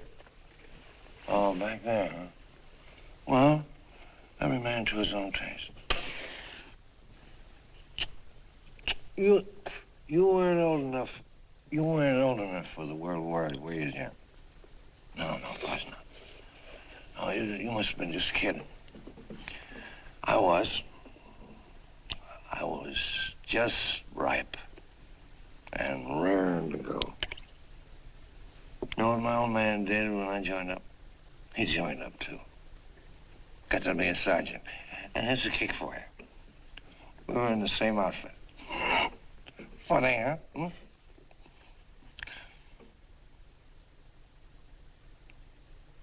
He was killed, John.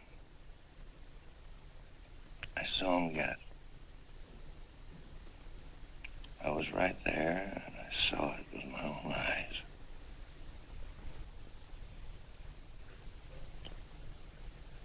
Me, I came out without a scratch. That is, excepting my ulcers.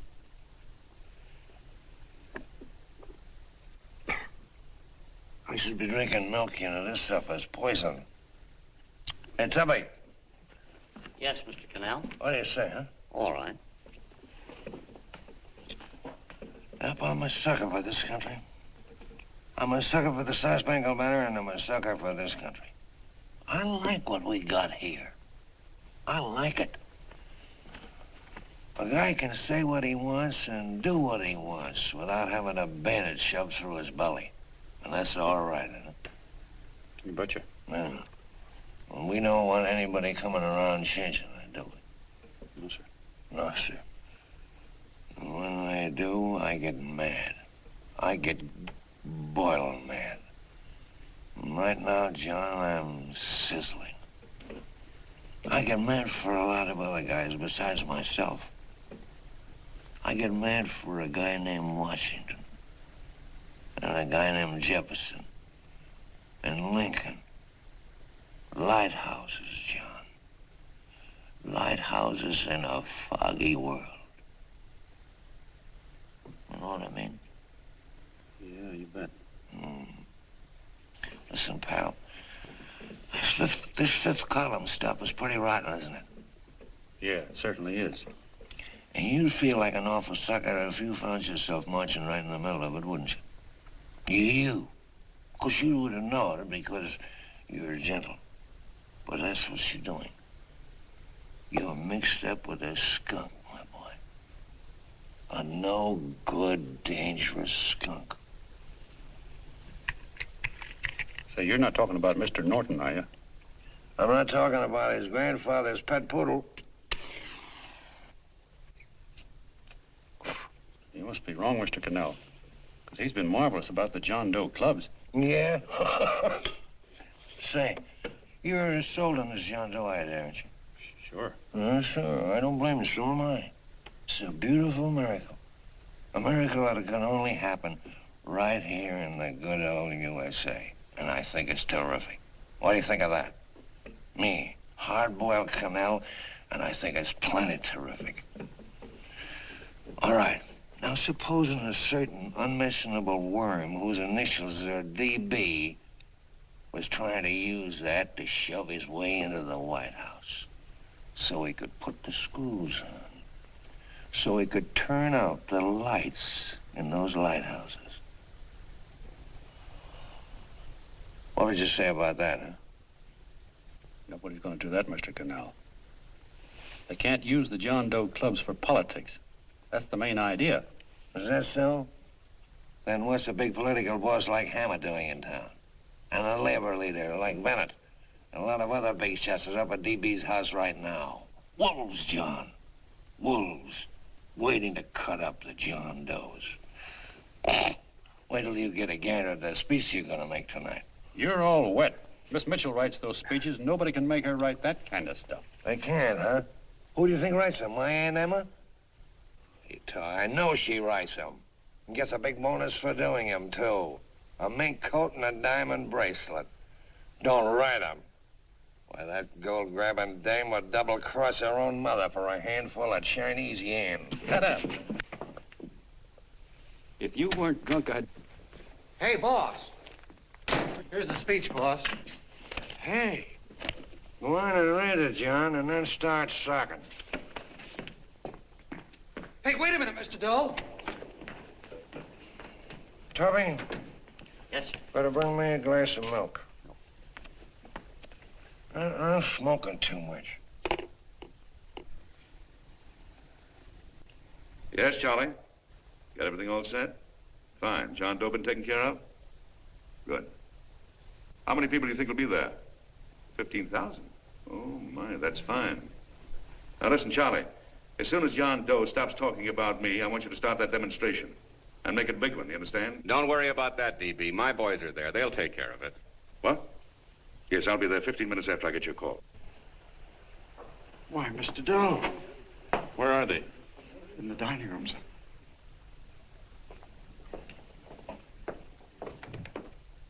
Now, gentlemen, I think we're about ready to throw that great big bombshell. Yeah, well, it's about time.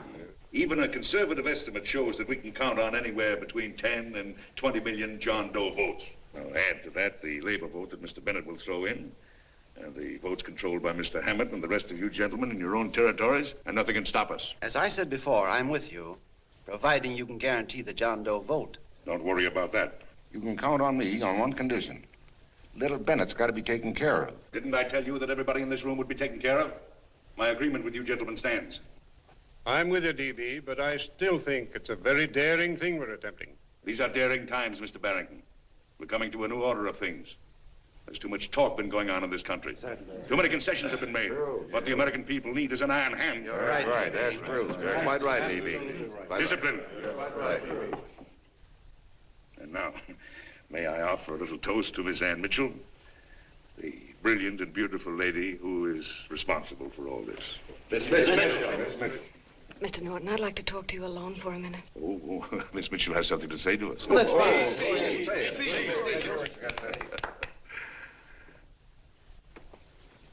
Hello.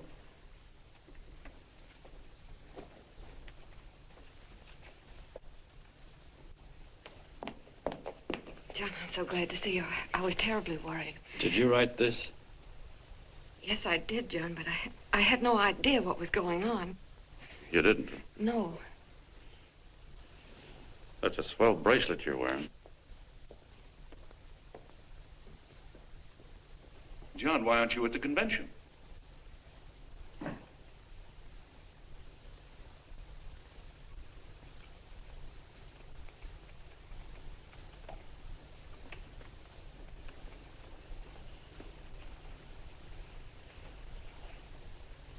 Is there anything wrong?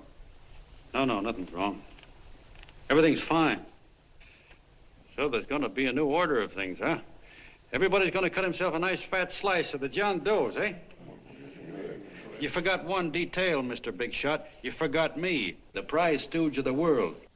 Why, if you or anybody else thinks he's going to use the John Doe clubs for his own rotten purpose, he's going to have to do it over my dead body. Oh, hold on a minute, young man. Hold on. That's rather big talk. I started the John Doe clubs with my money, and I'll decide whether or not they're being properly used. No, you won't. You're through deciding anything. And what's more, I'm going down to that convention, and I'm going to tell those people exactly what you and all your fine-feathered friends here are trying to cook up for them. And I'm going to say it in my own words this time. Stop him, baby. You ruined us, D.B. Wait a minute, fella. My uncle wants to talk to you. Listen to me, my son. Before you lose your head completely, may I remind you that I picked you up out of the gutter and I can throw you right back there again? You've got a nerve accusing people of things. These gentlemen and I know what's best for the John Does of America, regardless of what tramps like you think. Get off that righteous horse of yours and come to your senses. You're the fake. We believe in what we're doing. You're the one that was paid the 30 pieces of silver. Have you forgotten that? Well, I haven't. You're a fake John Doe, and I can prove it. You're the big hero that's supposed to jump off tall buildings and things. Do you remember? What do you suppose your precious John Does will say when they find out that you never had any intention of doing it, that you were being paid to say so? You're lucky they don't run you out of the country. With the newspapers and the radio stations that these gentlemen control, we can kill the John Doe movement deader than a doornail. We'll do it, too, the moment you step out of line. Now, if you still want to go to that convention and shoot your trap off, you go ahead and do it.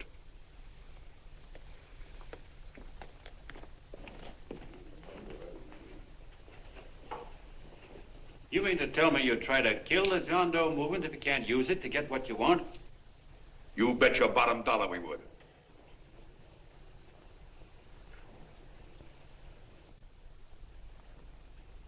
Well, that certainly is a new low. I guess I've seen everything now. You sit there back of your big cigars and think of deliberately killing an idea that's made millions of people a little bit happier. An idea that's brought thousands of them here from all over the country, by bus and by freight and jalopies and on foot, so they could pass on to each other their own simple little experiences. Why, look, I'm just a mug and I know it, but I'm beginning to understand a lot of things. Why, your type's as old as history. If you can't lay your dirty fingers on a decent idea and twist it and squeeze it and stuff it into your own pocket, you slap it down. Like dogs, if you can't eat something, you bury it. Why, this is the one worthwhile thing that's come along. People are finally finding out that the guy next door isn't a bad egg. That's simple, isn't it? And yet a thing like that's got a chance of spreading till it touches every last doggone human being in the world, and you talk about killing it. Why, when this fire dies down, what's going to be left? More misery, more hunger, and more hate. And what's to prevent that from starting all over again? Nobody knows the answer to that one, and certainly not you with those slimy, bollocksed up theories you got.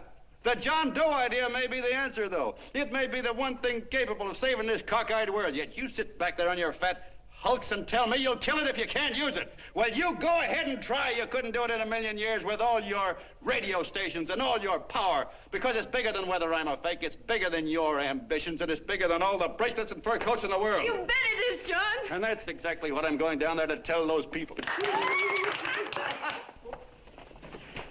Wait a minute, you ungrateful rat. My uncle's been too good. Getting away. Give me the bullet. John! I've always told you, D.B., you're playing with dynamite. Which way? All right, now, girl, get away. Before he gets through tonight, he'll ruin us all. Now, stop him cold. Don't worry, I've been ready for this. John! Oh, John, please listen to me. Please, I can explain everything, John. I didn't know what they were going to do. Let me go with you, John. John, please. Go ahead, driver. The ballpark. Explain it to you, John. Please let me go with you. Please. John! Mr. Martin wants to see you. Listen to me, Mayor Lovett. You do as I say. I want them both arrested.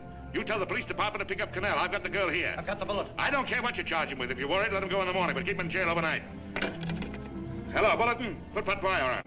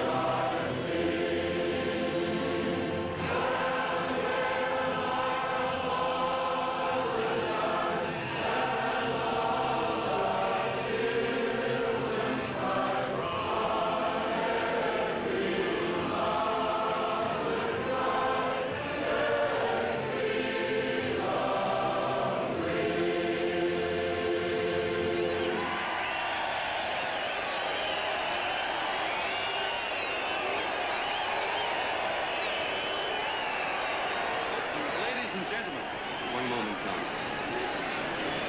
We begin with a short prayer. Quiet, please. Ladies and gentlemen, let us have a moment of silent prayer for the John Does all over the world, many of whom are homeless and hungry. Rise, please. Everybody rise.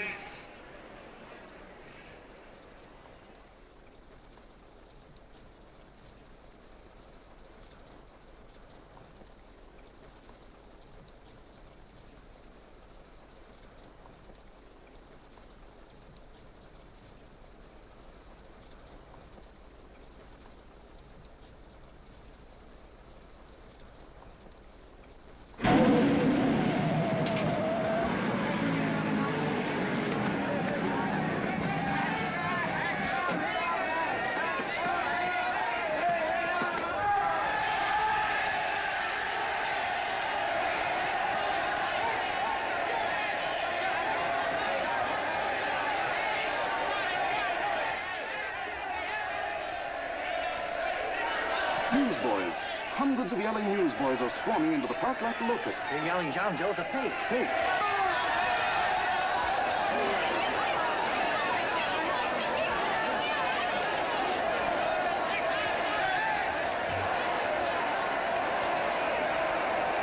Federal investigation urged by Chamber of Commerce. How could he be a fake?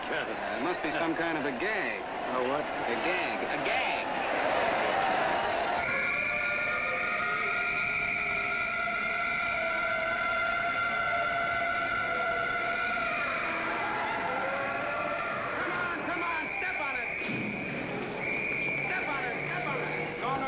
business now, so let's get going. Wait for the paper. Hey, miss, will you autograph my balloon? Sure.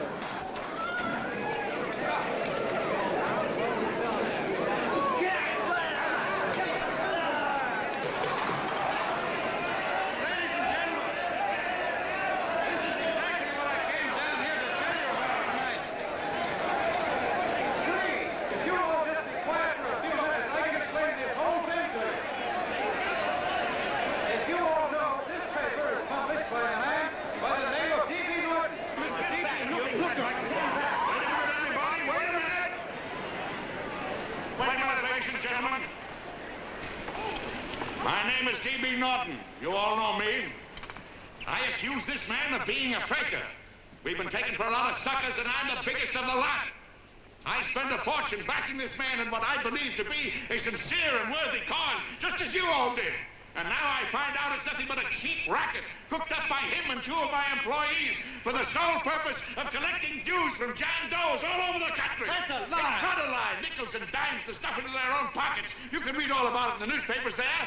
That's a lie. Listen, Let ladies and go gentlemen, of don't me. believe what... This man had no intention of jumping off the top of a building. He was paid to say so. Do you deny that? That's got nothing to do with it. Were you paid for it or weren't you? Yes, I was paid, but there And happened... what about the suicide note? You didn't write that either. What difference Did you write it or didn't you? No, I didn't write it. Now, you bet your life you didn't. You look in your papers, ladies and gentlemen, and you'll find Miss Nixon's signed confession that she was the one who wrote it. Listen, folks, it's a fact that I didn't write the letter. There, you see, he admits it. You're a fake John Doe.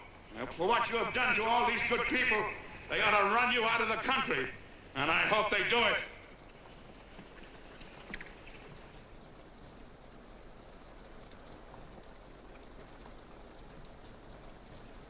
Speak up, John. We believe you. Please, listen, folks. Now that he's through shooting over his face, I've got a couple of things to tell you about. Come on, the rest of you get in here and riot. Break this crowd up. Come on. I'm sorry, folks, but we can't hear him anymore. Something's gone wrong with the loudspeakers. John Doe's a fake! Boo! They can't hear me. This thing's not working. Ladies and gentlemen.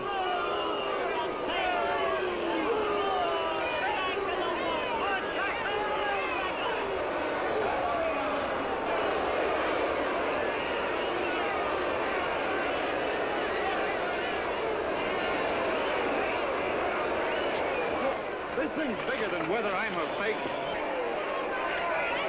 Look, Greg, you believe me, don't you? Sure. I believe you. Walking my legs off, thinking up 5,000 signatures for a phony. Well, there you are, Mr. Doe. 5,000 names asking you not to jump off any roof. It makes no difference, Bert. The idea's still good. We don't have to give up our club. Yeah, well, you can have it. They're starting to throw things. Somebody's going to get hurt. I'm afraid it'll be John Doe. Listen to that mob. I've got to go to him. All right, lady. Hey, let you out. Let me go. I want to go to him. Oh, please. Please let me go. They're crucifying him. I can help him. Sorry, sister, we got orders to hold... Orders from who? Can't you see it's a framer? And oh, mother, they won't let me go. They won't let me go. Listen, folks. You gotta listen to me, everybody. Back to the jungle, you hobo! Just another racket. Stick to your clubs. We've been fed baloney so long, we're getting used to it.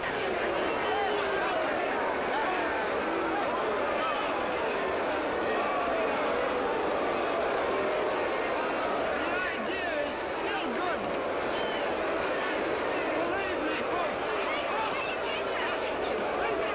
Listen, John Doe, you're the hope of the world.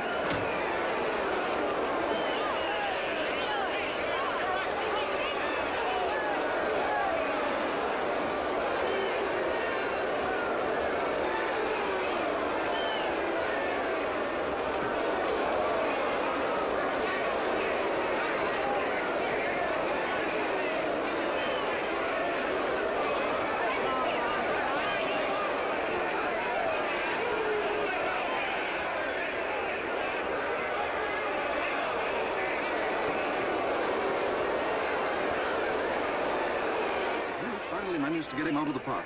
But if that boy isn't hurt, it'll be a miracle. Ladies and gentlemen, this certainly looks like the end of the John Doe movement. Well, boys, you can chalk up another one to the Pontius pilots.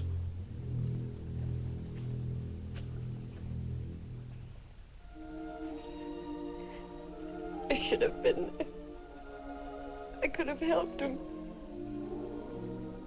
He was so all alone. A lot of us are going to be mighty ashamed of ourselves after tonight. We certainly didn't give that man much of a chance.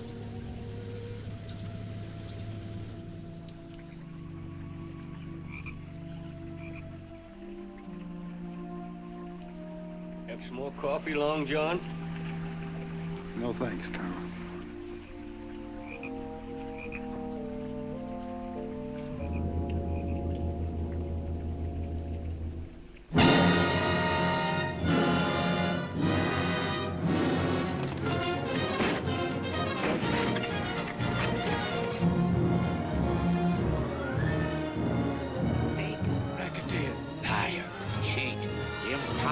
Why don't you jump? Christmas Eve at midnight. Bye, Mr. Doe. You're a wonderful man. And God bless you, my boy. Now get in there and catch. You're a fake John Doe, and I can prove it. You're the big hero who's supposed to jump off tall buildings and things. Do you remember? What do you suppose your precious John Does will say when they find out that you never had any intention of doing it, that you were being paid to say so? Christmas Eve at midnight.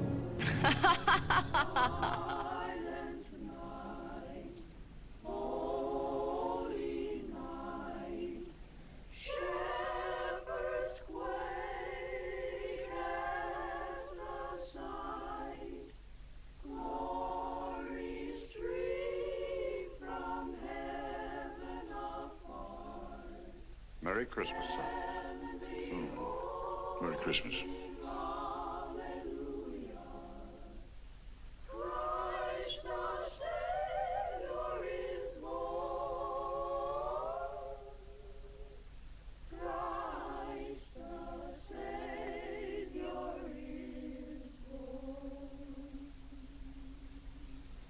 Thank you, sir.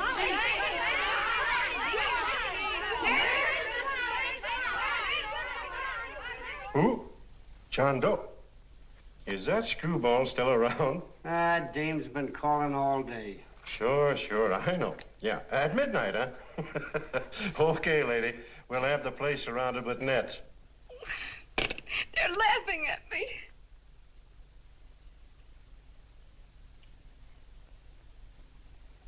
You're a sick girl, Anne. You better take it easy.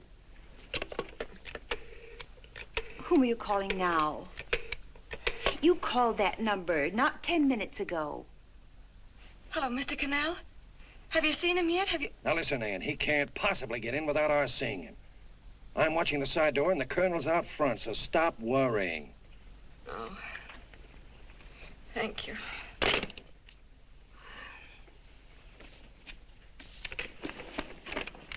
What, Ann?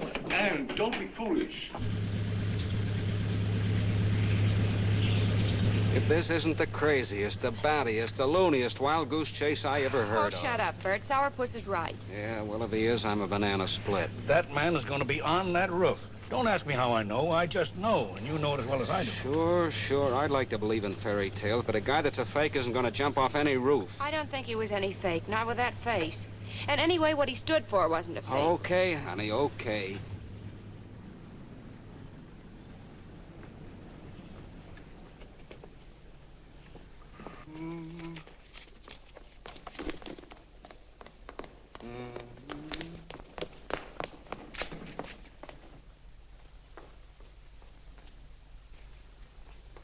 Elevators ain't running. Colonel, You shouldn't have got out of bed, miss. has he been here? No, Have you seen him? I ain't seen him for a week. Where's Canal? He's watching the other door. Oh, gee, you're swell.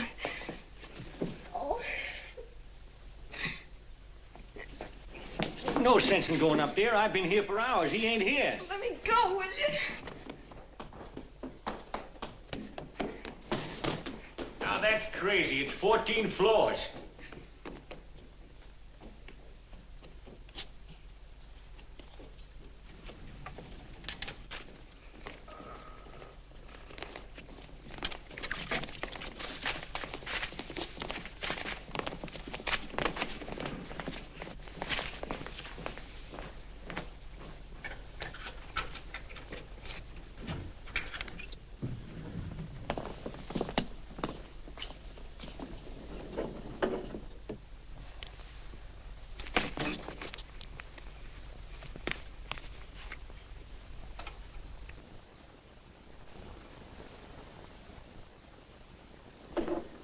far as the elevator goes. We gotta walk up to the tower.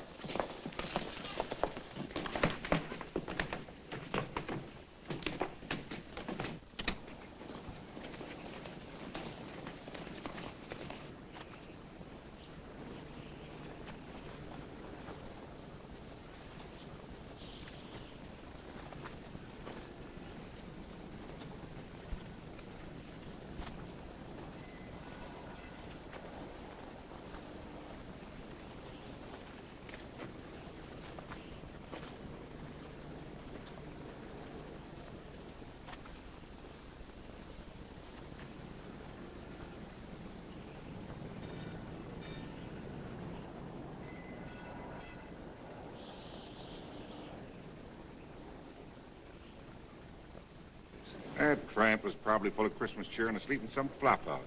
Let's go. I've got to decorate my tree.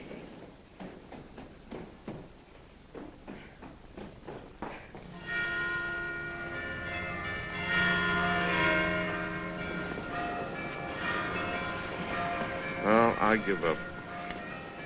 I don't know what gave us the idea that we'd attempt anything like this. I guess you're right. I'm afraid the joke's on us. Let's go. I hope nobody finds out we've been here.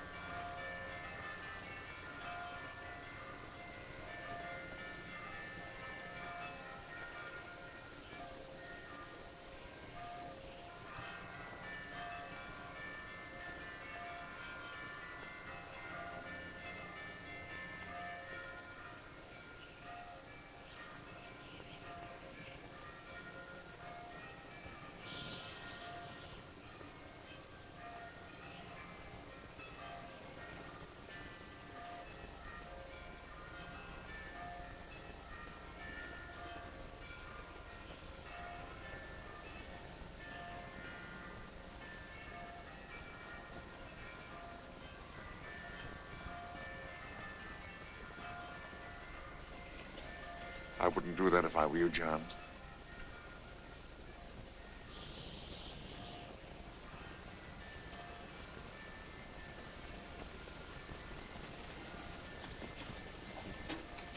It'll do you no good. The mayor has policemen downstairs with instructions to remove all marks of identification you may have on your person. You'll be buried in Potter's Field and you will have accomplished nothing.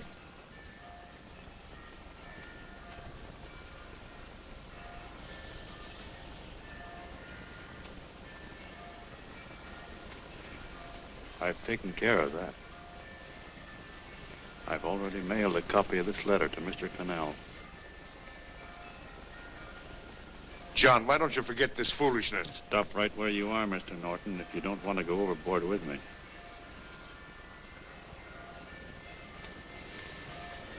I'm glad you gentlemen are here. You killed the John Doe movement, all right.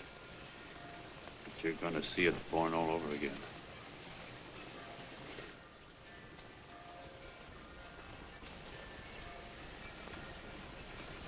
Now, take a good look, Mr. Norton.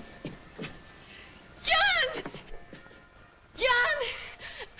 Oh, John, no, I won't let you. I love you, darling. Oh, please. Please don't give up. We'll start all over again. Just you and I. It isn't too late. The John Doe movement isn't dead yet. You see, John, it isn't dead or they wouldn't be here. It's alive in them. They kept it alive by being afraid of. That's why they came up here. Oh, darling. Sure, it should have been killed. It was dishonest. But we can start clean now. Just you and I. It'll grow, John, and it'll grow big because it'll be honest this time. Oh, John, if it's worth dying for, it's worth living for. Oh, please, John. Oh. Oh, please, please, God, help me. John, look at me. You want to be honest, don't you? Well, you don't have to die to keep the John Doe idea alive. Someone already died for that once. The first John Doe. And he's kept that idea alive for nearly 2,000 years. It was he who kept it alive in them. And he'll go on keeping it alive forever and always. For every John Doe movement these men kill, a new one will be born. That's why those bells are ringing, John. They're calling to us. Not to give up, but to keep on fighting, to keep on pitching. Oh, don't you see, darling? This is no time to give up. You and I, John, we... Oh, no. No, John. If you die, I want to die, too. Oh, I love you. Oh, John.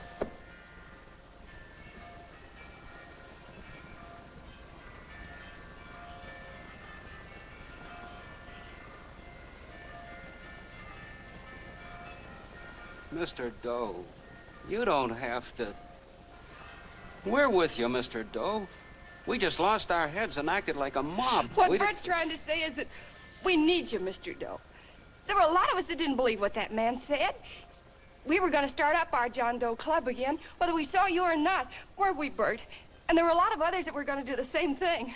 Well, Mr. Sourpuss even got a letter from his cousin in Toledo. I got it right here, Mr. Doe. Only it'd be a lot easier with you. Please. Please come with us, Mr. Doe.